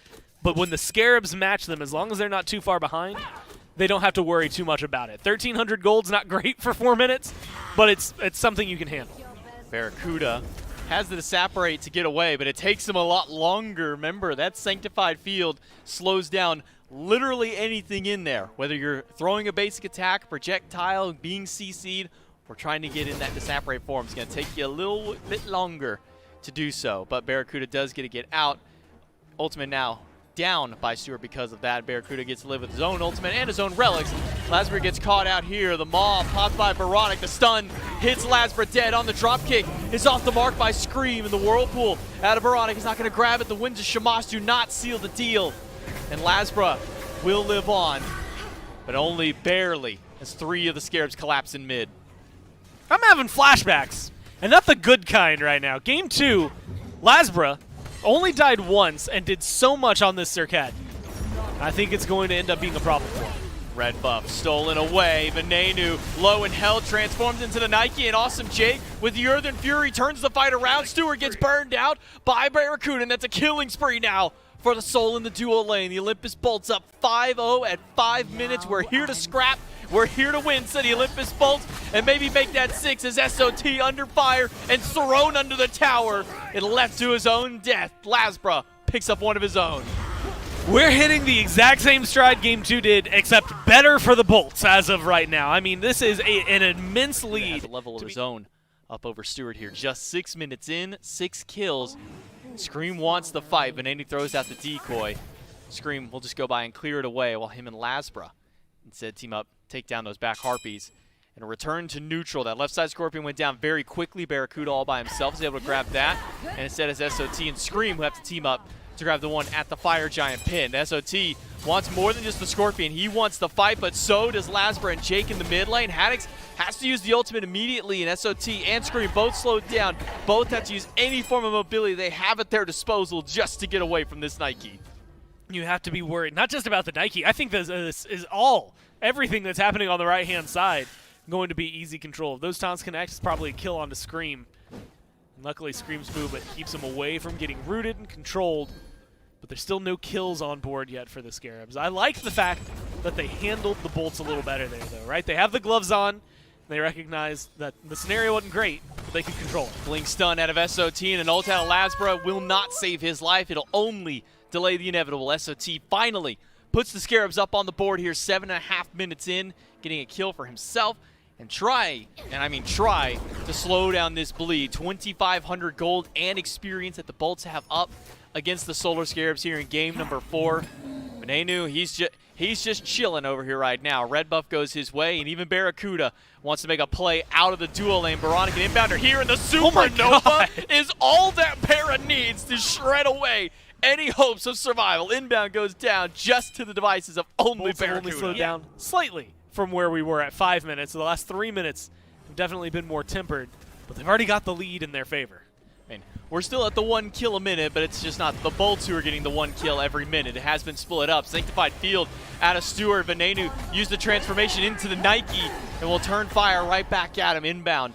River's Rebuke was good, but it does not zone him out, and it does not hold Venenu in place long enough. Instead, it's a retreat by the mid laner, and he gets to live to see yet another day. Purification beads do get expended as well as his ultimate. It's a big opening to try and collapse in on the mid laner. The problem is they haven't had a lot of openings over in mid. Cryptus did finish this Crusher, which should potentially open up a couple of plays, but it's Jake who's in trouble. Jake does get his first dash, but Scream is right there. Winds drop down, and a drop kick right against the edge of the wall. He'll pop his ultimate to get a little bit of healing back, but those winds are locking him down. The root is good, the stun maybe even better, but there's no other dash left to him. Instead, it's Barracuda on the tail end of the fight. Supernova Holy smokes. almost takes down Stewart, but he does live out. He'll walk back under the tier 1 tower. Venenu even rotating over, hitting him with the Dark Omen. Scream gets back under that tier 1 tower. Lasbra, just as soon as I think one fight is over, they walk over and try and start another. And I mean, with Vin still hanging around here, that should be an easy stun. Yeah, they've got the follow-up. Oh my lord, inbound had half of his health, and then that half of his health was erased by the mid laner out of Venenu. Another kill up for the Bolts. 10 now on the board, less than 10 minutes. We're still keeping pace. 2 levels up on anybody on the Scarabs at the minimum. 6 levels up on inbound, so that damage hits even harder when it falls onto the support. But you also have to look at the presence of mind, the way they're playing it, their mobility, their positioning. The Bolts are playing as if they're already, you know, a 23-minute team with Fire Giant and a huge lead. Dropkick does hit Haddix, an ultimate out of SOT, slams him right back in, but he's still got the Sentinel of Zeus for that extra bit of health. And Lasbro with his own ultimate turns the fight around and takes out SOT. Scream with the ultimate there, and then a shell keeps him alive. So inbound does manage to save the day for his jungler. Haddix and Lasbro are the ones who come out with some pay dirt. 1 kill up against SOT. Now I am going to spend the next 5 minutes as we watch the Scarabs, because the Bolts are doing the same thing they've been doing for 11 minutes now. They're playing to win and not giving any amount of breathing room over to the Scarabs. A lot of that is going to be Lasbro, and he's getting aggressive already. Scream is the one in danger because Lasbra's got the barrier formation with Haddix to take him down, and now it's inbound all by his lonesome in the River's Rebuke. A leap out of both on this right side gets them away, and a Riptide, make that 2 Riptides, is enough. Inbound does make it out, and the same cannot be said for Scream. A 2v2 fight where Haddix and Lasbra were both at a quarter health. Somehow they're the ones who come out net positive. 10-2. They're doing. Look, I don't know how to break it down for you any more than the Bolts are right now. They're just bullying at this I point. guess realistically, what I need to start looking for is less what the Bolts are doing right. But he's got to keep it going here. Level 16 on the Soul, only 14 minutes in. Yeah. A Draugr that pretty much for all of the first 3 games, that was Stewart's. That was Stewart's one thing on the map that he got to say, yeah, this belongs to me. Barracuda has taken it away from him every single opportunity this game and continues to escalate this lead. He has so much gold so far ahead. He went back and got a 3rd item Rod of Tahuti. Yeah, he's kind of rich, huh? He's kind of chunky. That is a lot of gold to be able to drop this early on. And look, I mean, the way they're playing as well. They're grouped up. They've got a good 3v3 going for them. If that taunt connects from Lasbra, that's more kills that are going to end up lining themselves over for the Bolts. And realistically, I'm looking at how this game, again, starts to transition, and specifically where Barrett... Inbound, caught out in the mid lane. The shield and his shell only keep him alive for a little while longer, but it's Lasbra who puts him down and puts an 11th kill up on the board for the Olympus Bolts. 11-2 reads the fight. I was going to say, what are the odds that Barracuda hits 20 before inbound hits level 10? Because right now, inbound is struggling to even walk into a lane to get farm. Yeah, honestly, we're potentially on pace for that. I also have to give a timer. Barra, you got 3 minutes for 3 levels. At the rate you've been going, that's not going to be a big deal. Yesterday, I know what we would call that last game between the Scarabs and the Warriors a stomp in favor of the Scarabs. And they hit level 20 for Stewart and for Scream around the 18-minute 30. So there's the timer for Barra. Could be even quicker. With Scream getting shoved back by Haddix, it's not looking great. SOT runs into Tier 1 tower, but I don't think that's anywhere remotely safe or anywhere remotely where you want to be. Blink does get him away from the stun out of the mid laner, but Lasper goes in for the taunt to strip away the beads from SOT. And that's another tower that can be shredded away here by the Olympus Bolts to put all Tier 1 towers in their coffin. Stewart trying to return something of his own here. He does grab a Tier 1 on the left-hand side of the map, but it has been all Olympus Bolts all game long. Yeah, for the Scarabs to be able to win, but there's still that chance. And that's the thing that's really weird is looking at the Scarabs draft. I like it as time goes on. Yes, they're at a deficit, and realistically, a lot of that you're going to be seeing is the 3 levels in between the supports. But you're only 1 level down pretty much everywhere else. 2 levels there for Stewart. There's plenty of time to get farm and catch up Inbound there. cannot even walk through his own jungle. Oni Fury started up, and that one's going to go to the Olympus Bolts without any hesitation. Thinking a little bit about Game 5 already. Like, I'm not full committing. But part of your brain is already thinking, okay, here's some changes that we're going to be making. And the problem I have is I don't know where to start. Realistically, part of it is don't give Jake and Barra a double kill at the beginning of the game. But that's not something you can change in picks and bans. It feels like this just got out of hand really quickly. Again, still some opportunities. Tier 2 towers still standing. Fire Giant hasn't been taken. And despite the fact that you've got such a drastic level difference between you, you've got good team fight in your composition. You just have to find a position where you actually can control the team fight. And unfortunately, there hasn't been a good opportunity here for the Scarabs yet. Gormizer? Yeah. Barracuda has Mannequin Mace already. We're 19 minutes in. He's got a fully upgraded Yeah. starter item, a Rod of Hey, look, I'm trying to... and a Fire Giant. Look how much yellow damage this Mace is doing. He's essentially getting 1.5 autos every single time he hits this Fire Giant. Inbound, he's gone. Foregone conclusion. There's not much left that Inbound can do except for attempt to exist in team fights because he has not been allowed to step up to any fight. He's been barely allowed to step up to farm. He does hit level 10, so finally double digits out of the support.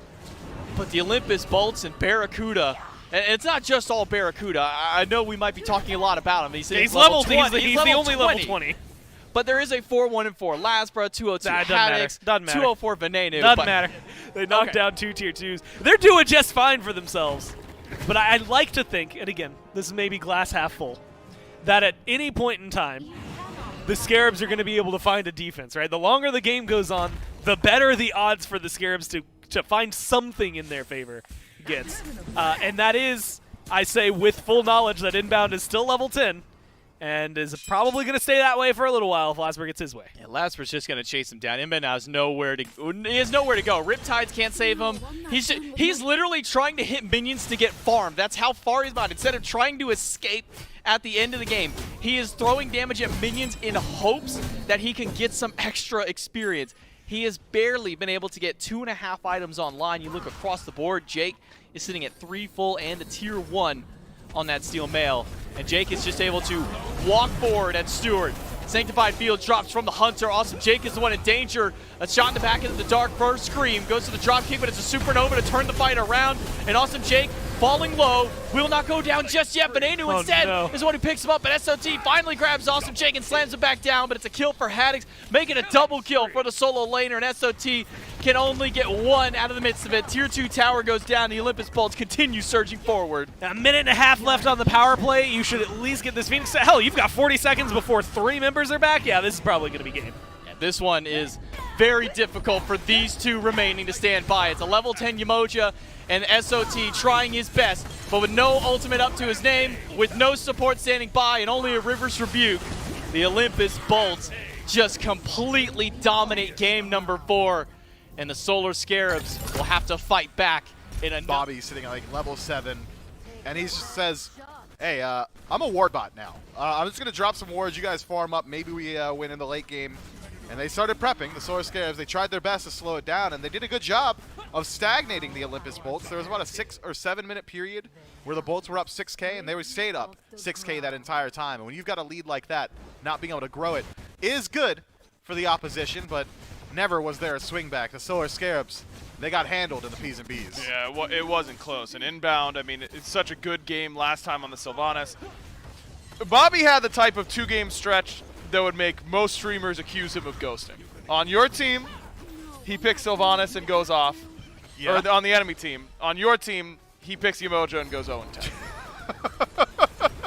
That's the stream sniper special, right? Just dropping the fat into. Kidding, by the way, Bobby. If you're listening, I know you're still in studio. Please don't hurt me.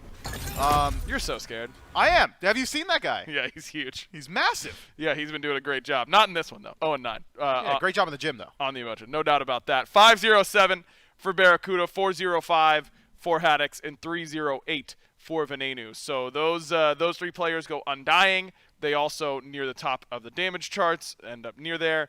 Nearly 17K for Barra. When you are at this level and you get a double kill at level 2, they come back to lane, you get another kill again, you have to win the game for your team, right? Like, that's your job. If you have to be the type of player that if you get that type of lead in Game 5, to go over the stakes once again, the Solar Scarabs, they started off 1-0 in this group. It would be great for them to win this set, but not critical necessarily. The Olympus Bolts, however, sitting at 0-1 already, do not want to fall down to 0-2. A critical Game 5 for them. It is, and that's got to weigh heavily on the mind of the Bolts. That is something that's got to be just at the back of your consciousness at all times. If you go down 0-2 in the groups, you're going to have a much harder time moving forward. Accurate identification here, rather, from the Olympus Bolts towards the problem, the self-identified, self-proclaimed problem that is inbound on the Sylvanas. The Bolts seem like they agree. They do not want to play against it. Meanwhile, on the other end, Solar Scarabs, they target out Yemoja. Seems like Bobby doesn't want to go back towards that pick. Would have had the opportunity to first select it for himself. What does that tend to leave open in this slot? Geb has gone ignored so far in this set. I'm sure Psycho. I'm sure you've got some keywords you'd like to share with both teams. Absolutely. About that. Absolute insanity. It is crazy. Geb is incredibly strong. Kepri also ignored as well, another god that has seen a fair resurgence throughout the phase, but maybe not here at the group stages themselves. I don't know, man. The Solar Scarabs, they haven't had a Kali ban tossed at them just yet. Yep. If the Bolts don't ban it here, could you see the Scarabs going towards Kali in the first pick? Because I can. You don't have to first pick it because there's no world in which the Bolts take it. You don't think Lazarus got Kali in the pocket? No. Is there any shot Lazarus been practicing Kali, you think? Think of the gods that Lazarus plays for this team. Serket. Erlong Shen. Kamazats occasionally. Yeah. Kali is not that type of god. Low-key like once in a blue moon. And you don't need Lazarus to be playing those types of gods. It's not a knock on him. It's not what he needs to do for this team. That's the huge advantage you have when you are playing something off meta that looks really strong, is that they can't take it from you in a pick. It forces them to ban it like they have to do here. It's what makes doing that so strong. So now Terra, likely the selection for the Solar Scarabs. I think it's a pick that looked incredibly strong in Awesome Jake's hand in the last game, and it's a pick that continually oppresses me. My personal pick. I think it's Odin for the best god in the game. Odin also available, a god that has gone largely banned. Yeah, he's been banned Odin's every got game. counter matchup into Terra. Yeah, you're right. Odin locked in. That one slips my mind completely. Good stuff, Aggro. It's long. Game 5s are long, man. It happens. It's like 5 p.m. over here. I'm tired. Yep, it's tough whenever you're trying to stay locked in for 4 hours straight. This set started around 1 p.m. or so. That's what makes it difficult to pick and ban sometimes. So now it's probably just Terra Nike in this slot, right? I mean, Nike has been the pick for Haddix. Terra's been the pick for Jake. Why wouldn't you go back to these? I can't come up with any reason towards that. Awesome Jake's Terra was impressive, and Nike has been a staple of the Olympus Bolts wins as of now. That would make your front line incredibly steadfast, but seems like Nike isn't the selection this time. Instead, the Morrigan for Ven out of mid, and it's a good transformation. You've got great transformations already, both Terra and Odin. Great for Changeling. Here we go. Need it that early? It's time. Sylvanas banned. Yemoja banned. Terra picked. Surely we pick Geb here. Surely. Surely he's the pick. Or maybe he just picks Hercules because it's inbound. He's good at it, but maybe... Olarun. Ugh. Well, if you pick Olarun Geb, your dual lane pressure is negative. You can't. I think clear you clear your own minions. Yeah, Olarun means you can't go Geb. That's essentially what that means. Now you need some pressure from your support, so we're gonna wait out a little bit more. Bobby says, "Go ahead, toss some bans my way. I've got something left." In the back pocket, Baronic gets his Charybdis yet again, And this has been a linchpin, an arc stone, if you would, for the Solar Scarabs. The pressure that he's been able to establish in mid, as well as the survivability, has been dominant on this pick. And you got to hope for some dominance out of some of your lanes. Odin should be able to hold his own. Charybdis should find pressure. Olaron, I think you've essentially seeded the long lane. Yeah, I think so too. I mean, probably Geb Khepri bans if I'm on the Bolts here, but Fafnir also comes to mind as a strong Guardian with their setup. You've already got an attack speed steroid from the Odin Gungnir's Smite, but adding in a Coerce means that they don't have to necessarily win the lane. They can just beat you when it comes to the objective fights later on. But you can't ban all three, so you get one of Geb, Khepri, or Fafnir. It won't be Geb, as the Bolts have actually spent a ban on it this time. Yeah, well, maybe the one time I'd argue you didn't need to, because I would love to play against an Olaron Geb lane throughout the early, especially when you've got something like a Terra on your side that is very apt to get aggressive. You could put Barracuda on something similarly aggressive. Ull, still available right now, would really make it very hard to perform in that lane, but instead, it's going to be the entirety of the new Guardians banned out, Geb, Khepri, and Sylvanas from the Bolt, so we'll have to see something new from the Solar Scarabs. What do you go towards here? What does Bobby go towards here? I know what I go towards. Fafnir. Yeah, Bobby probably goes Fafnir. I can agree with that. I can't believe they didn't ban. I cannot believe they didn't ban Soul, by the way. I can't even get past. I can't. You got absolutely dismantled by this Soul Terra duo lane last time. How concerned are you of Soul getting another double kill first blood? I think that the Scarabs could very easily just chalk that up to, okay, rough start, unfortunate. Not often Barracuda is just going to be 5 levels up from 3 minutes in. I suppose so, but it does give them instant dual lane pressure. It gives them that magical damage. It makes it harder to build against them. This is one of Barra's best gods historically throughout his career. He's feeling it. He's happy that he got it back, and who can blame him? And with that, the Scarabs do have 2 selections left, one for Scream and one for Bobby. We've been talking about Fafnir, but he's hovering the Bacchus. Bacchus fits Bobby's patented aggressive style, and it's something that we've been talking about for a while, is that this new slower-paced Solar Scarabs is just that. It's new. They've got something in the back pocket, and Bacchus has impressed continually in the European SCC group stages, playoffs rather. So that's going to be the second selection for Bacchus at the SPL level here. I like Bacchus. Blanket statement, I think he's good. He's got great late-game scaling. He's probably the tankiest Guardian in the game at level 20. You've got pretty strong early game, and speaking of strong early game, Scream picks up Erlang Shen, and he's got some great targets to look towards. The Morrigan, that's pretty easy to shut down. If Soul's not actually 5 levels up, you can chase her out pretty easily as well. But when you take a pick like Erlang Shen, it puts a lot of the onus on you to dominate the early game. Definitely need to, and Scream has been playing this Kali to the most success so far this set. It's kind of the opposite of Erlang Shen, right? It's the, I don't want to fight that much early at all. I just want to farm up and beat you out late. Yeah, but mechanically it's about the same, right? You're going in, utilizing a little bit of survivability from your ultimate and hoping that you're landing more auto attacks, or at least enough auto attacks to shut down your opposition. Sure, different methodologies and different points of the game are your power spikes, but Erlang Shen has been played a little bit more so recently as a facilitator in the SPL. I've been seeing a lot of Witchblade, seeing a lot of Winged Blade, Toxic Blade, things along those lines. And if that is the style that Scream looks to play here, all of a sudden Soul's 1v1 becomes a lot weaker, Earthen Fury's heal gonna proc for a lot less. Or he could just go Mannequin Scepter and immediately down like every katana and just run it down. Certainly an option for him as the Bolts trying to think of what they want to go. Serket has been the pick for Lasbra, and I think it looks awfully good here, doesn't it? I mean, great against Erlong, good against the Olaron. Feel like Serket would fit, and it's a good Morrigan transformation. But Lasbra still thinking about what he wants in this slot. He's faking. It's Serket. It's gotta be Serket. It's one of his most successful picks throughout the entirety of the year. It's his most successful pick in this set. And it's got great counter matchups, not only against Erlang Shen, as you talked about, but Olaron as well. Even Bacchus can't channel the Belch against you. Yeah, lock it in. I don't know who you thought you were tricking, Lasbra. We knew it was going to be Serket. We call that a slow roll in the card game industry. The Solar Scarabs change up a solid amount of their draft. This Kali that they've been going to so often. Instead going to be an Erlang Shen. The Odin gets left open. They grab that, and then Bobby, who was banned/picked away from throughout the entirety of the phase, goes to this Bacchus. Only the second time we've seen him so far. Yeah, I'm excited to watch what the Bacchus can do, mainly because I really like Bacchus, very similar to Myth. I think he's pretty solid.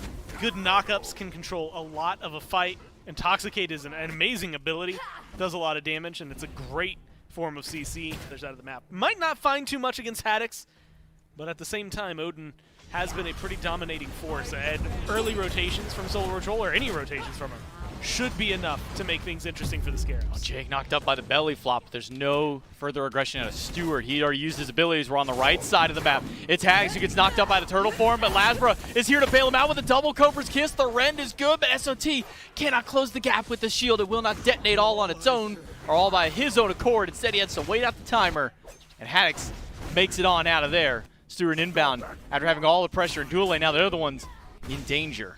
I like the way that Lasbra has been playing that. Again, the Circuit is just such a crucial pick for them. They might be able to get Scream. Scream may be able to get Lasbra as he gets chunked out by the bird bomb of SOT.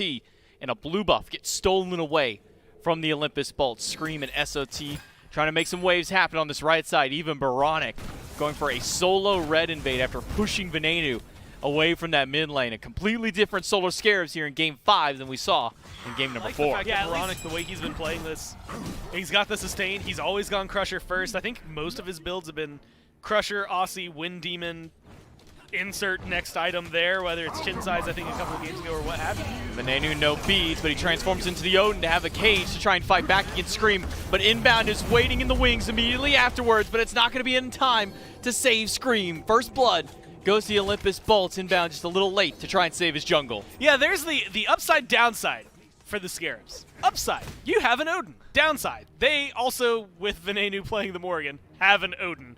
And it seems like theirs getting a little more impactful early on, and it's just because you need SOT to rotate out of solo lane. Yeah, late game, we're going to be seeing a lot out of him. I expect a lot out of him as we get there, 10 minutes from now, maybe a little less, depending on how this lane continues. But realistically, Finn's going to be a part of every fight, and he's going to be able to dictate when he turns into this Odin and not, and choose all of these engagements for the Bulls. So I think this is something that they're going to need to focus heavily on if they're the Scarabs. While that cooldown is down, while those beads are gone for Finn, this is when you can fight. Well, it will be a double Sigil and a double Shillelagh out of the solo laners. Honestly, I'm just going to say now, Shillelagh is probably one of my favorite items in the game, just for the name alone. Not even the stats that it gives. It's just such a fun word to say, Shillelagh. But Baronic's going to need more than some fun words to keep him alive. He's going to need some help from Inbound, and a big stun out of the mid laner, and Intoxicate out of Bacchus. And then Baronic with the autos from downtown will take out Venenu, and Lasbra has to jump back into the tower so he can walk away. Solar Scarabs type the kills. And you can color me happy. Ask and I shall receive. That's when you need to kill Vin, and that's exactly what they do. Get aggressive, find Vin, a good ult from Baronic, good autos, but good aggression. This 3v3 of theirs is built for fights, and I think it has a lot of potential. I mean, you still got taunt available if you're Scream, so they've still got the capabilities to fight, and then some against the Bolts here. Inbound still playing up aggressive in this mid lane, letting Baronic get as much farm as possible. This engage for Bacchus, which is, you know what, if I have to belly flop in, is that going to be enough? I'm using like disengage as an engage. Am I going to be able to stay alive? Half the time you don't care if you live or die. You're just going in and getting things done. You're Bacchus, you're tanky.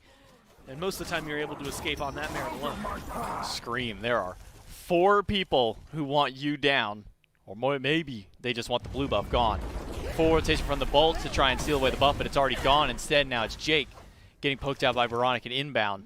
Inbound still trying to keep up in some of this farm. He had a nice little bit of a lead over Jake earlier on, but now he's been struggling to keep up in that XP department. Still only a half level down, and it's not just one, not just 2 Blackthorn Hammers, but it's a third one picked up by Lasbra here for his first item. Awesome Jake again under threat by this duo of Baronic and Inbound. That taunt and then the miss out of the ball from Baronic. Maybe enough to get Jake out. No, it's not. A Sanctified Fields and Scream showing up means it's going to be a quick turnaround for the Solar Scarabs, and Lasbra gets caught out in the mid lane. Scream picks up the double kill for the Solar Scarabs, puts them up 3-1 at 8 minutes, but the gold lead still slightly up for the Olympus Bolts. I like this. They learned their lesson because look at what kind of grouping you can set up nobody on the Bolts is going to be able to contest this, or at least I wouldn't think, but Bear still has Supernova. Oh, it's a bird bomb in the back line. Barracuda loses a good chunk of HP, but the Gold Fury is not down. It's being peppered back and forth. And Venenu with a transformation into the Odin, potentially just set up his own cage of doom. The knockup from Baronic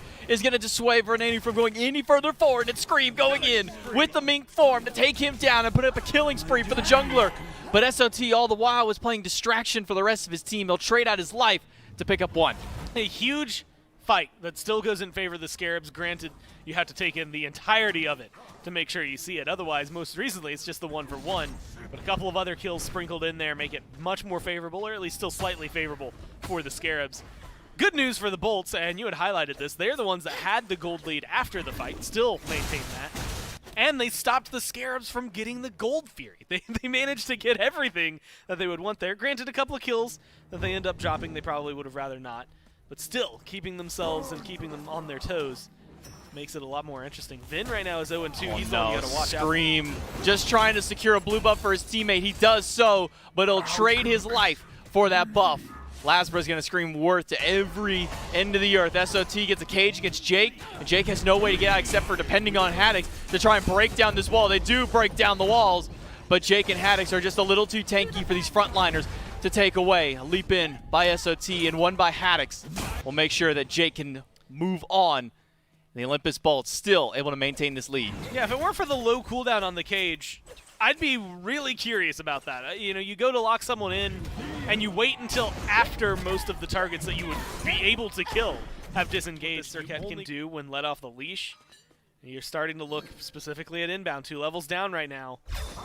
That's how it started last game. It might have taken longer to get there, but we're in a very similar spot. Scream wants a big fight up against Venenu. He'll get the transformation, and it's one into a Nike to try and buy some extra time. SOT will jump over the wall and land on him. But on the other side of the board here, it's Lasbra versus Inbound. A Supernova is shredding away at Inbound's health bar, but not quite enough. He does manage to squeak by, but it's Lasbra picking up a second kill during the engagement. SOT and Inbound do both manage to go down. The dot poison was just enough to drop the support. Shell even expended in the midst of that fight. That's really just deal with him at the back camps here.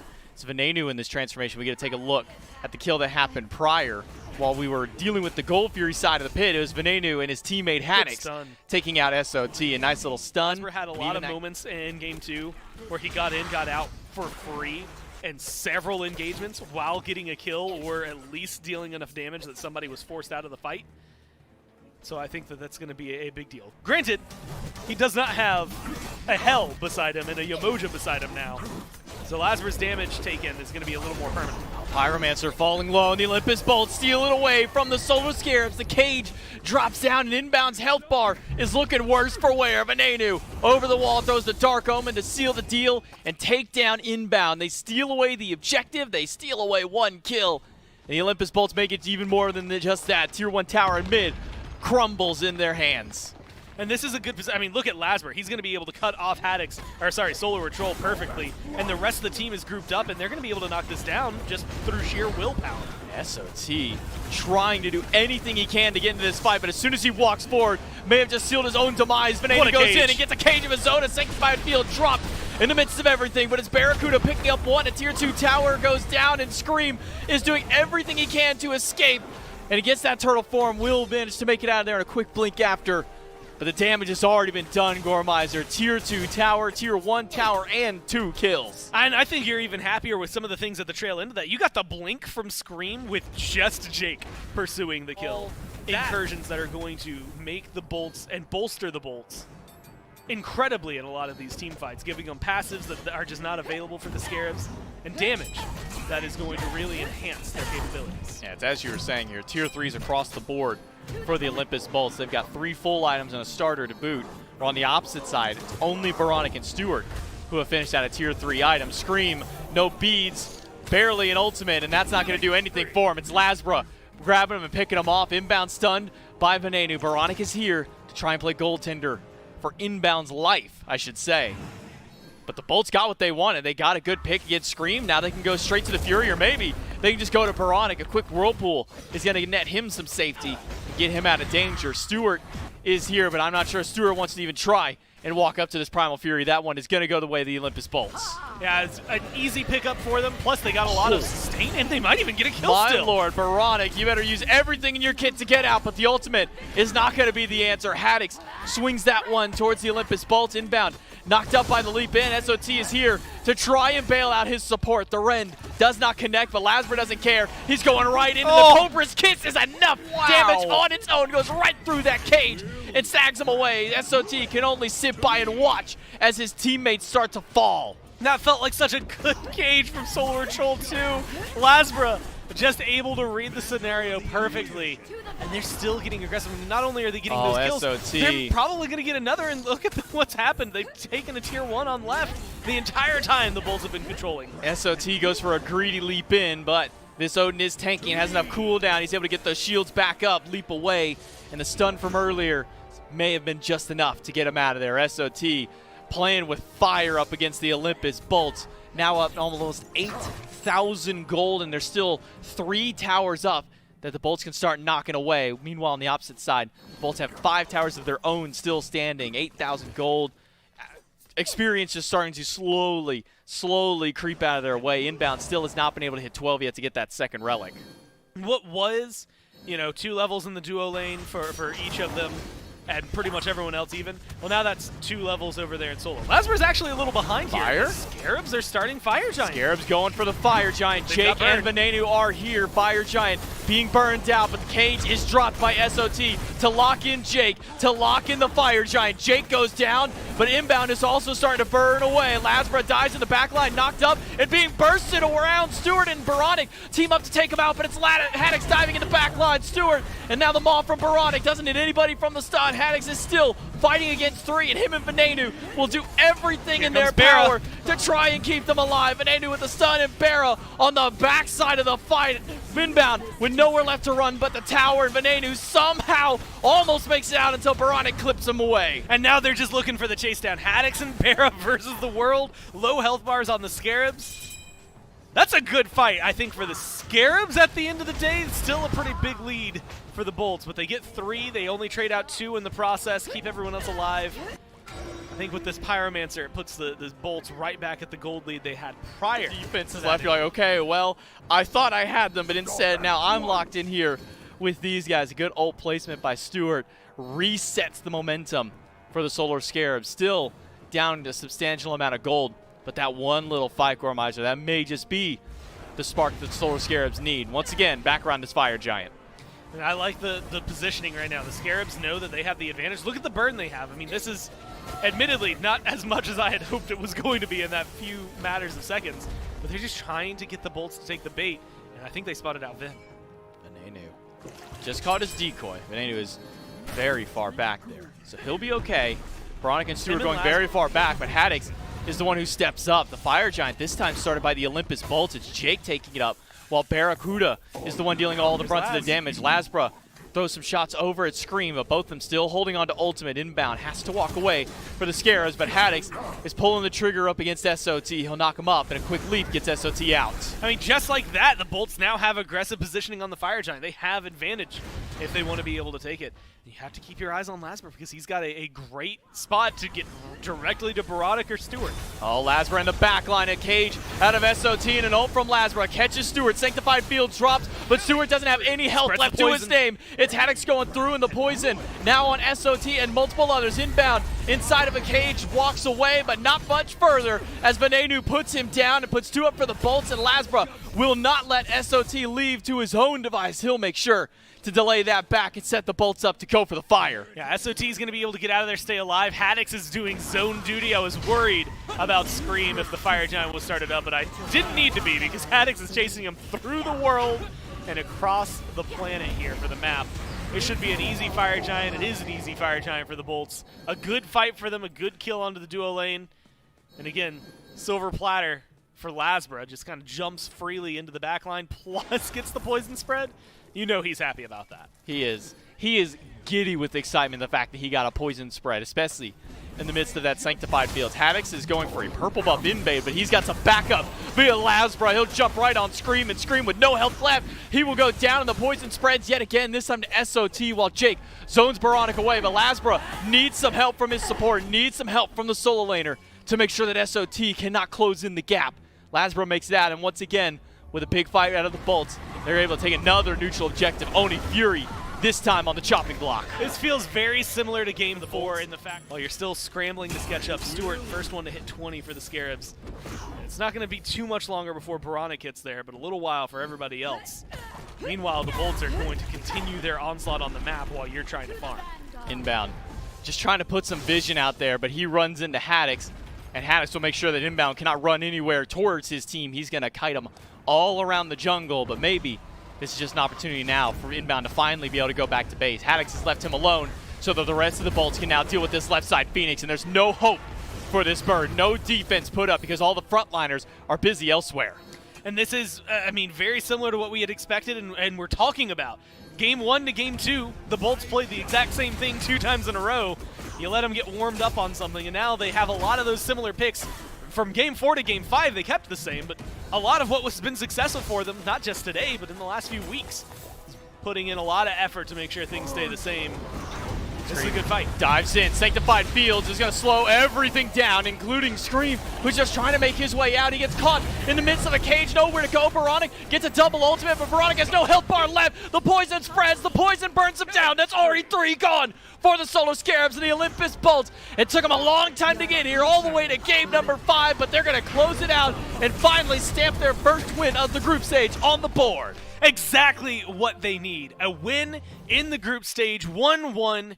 An impressive come-from-behind victory for the Bolts here in today's best of 5. They take the set here in game number 5, 3-2 overall for the Olympus Bolts. And, of course, it's all in the name of heading to the Smite World Championship. January 6th through the 9th is where you can find all the great info for the Smite World Championship. We're kicking it off on Thursday with High Res Showcase, where you can participate in things like the Design a God panel or the cosplay contest. But you definitely want to be there for 3 p.m. when High Res Presents begins, which then will lead into the Season 9 update show. And then, of course, Friday, Saturday, Sunday, a ton of fun, including the grand finals on Sunday. Can't believe it's already around the corner again, January 6th through the 9th. It was when the High Res Showcase will begin. Push themselves in a position to win more in a best-of-5 set than you're literally allowed to, legitimately winning all 4 games. For those of you who were not here 5 hours ago when this set started, it was the Bolts who dominate Game 1, and then it was immediately stripped away by a Titan backdoor. Since then, the Bolts have won the majority of their games. The Scarabs look good in exactly 1, and they dominate that 1. But short of that, and in this one, the Olympus Bolts establish early dominance. It's a tentative grasp, if you would, over the entirety of the match. That there was a small fight back from the Solar Scarabs here or there, but make no mistake, the Olympus Bolts, they had control the entire time. Dominated in this game just as they did in Game 4, just as they did in the beginning of Game 1, and just as they did in Game number 2. This Cirquette pick for Lasbro, I was saying I can't believe they let him have it. Yeah, I can't believe they let him have it. I'll say it again, what feels like for the 5th time here today. One more time? I can't believe they let him have it, personally. I just feel like he was just too good on this pick to really make it work up against it. He was phenomenal.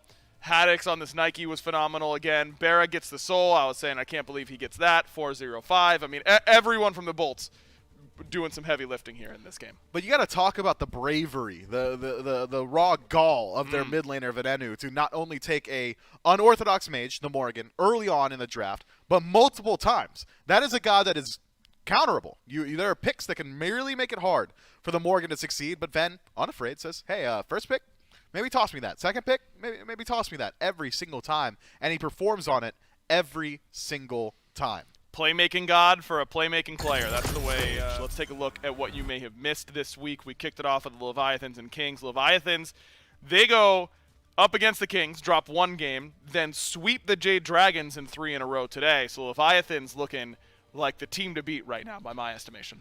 And not just your estimation, but the estimation of the standings as well. They were the first seed coming into the group stages, and they maintain it here. The Leviathans, I think 3-0 against the Jade Dragons speaks volumes. That's scary to think about for the entirety of the league. It's been impressive what the Leviathans have been able to do. The Tartarus Titans, the other top seed on the other side, they have also been very good. They have not lost, but have not played up against this Solar Scarabs team that looks very strong, but maybe not quite ready for the Tartarus Titans quite yet. On the other side, the Camelot Kings, they've got a pretty critical matchup coming up against both the Jade Dragons and the Valhalla Valkyries. I think these king sets next week are going to be huge. Yeah, I'm excited for that. A lot of teams have been saying the Valhalla Valkyries have got a little bit more in the tank than what we've seen play on field recently. So as far as scrims are concerned, maybe these guys, the Crouching Tiger, the Hidden Dragon, that we haven't had a chance to see just yet. Well, they should probably turn on the Jets soon because they've got 2 games remaining now in the group stages. If they want to make it to the Phase 3 playoffs, they will start our week next week in the best of 5 up against the Camelot Kings. Kings play back-to-back days right at 11 a.m. sharp, so should be a lot of fun to see those 2 sets. Absolutely excited for those. And the Valkyries start on Friday and then on Sunday. And then that Bolts Warrior set to end Sunday should be pretty big. Tartarus Titans up against the Solar Scarabs, also very important. Group B looks like it could get a little traffic jammy. Yeah, I think I'm most excited for that Olympus Bolts versus Oni Warriors. The Warriors, revitalized now with Neoma local, have been looking stronger and stronger every single week, and you got to believe that they're coming in hungry trying to find their first win. You have to, because they lost that matchup up against the Scarabs, so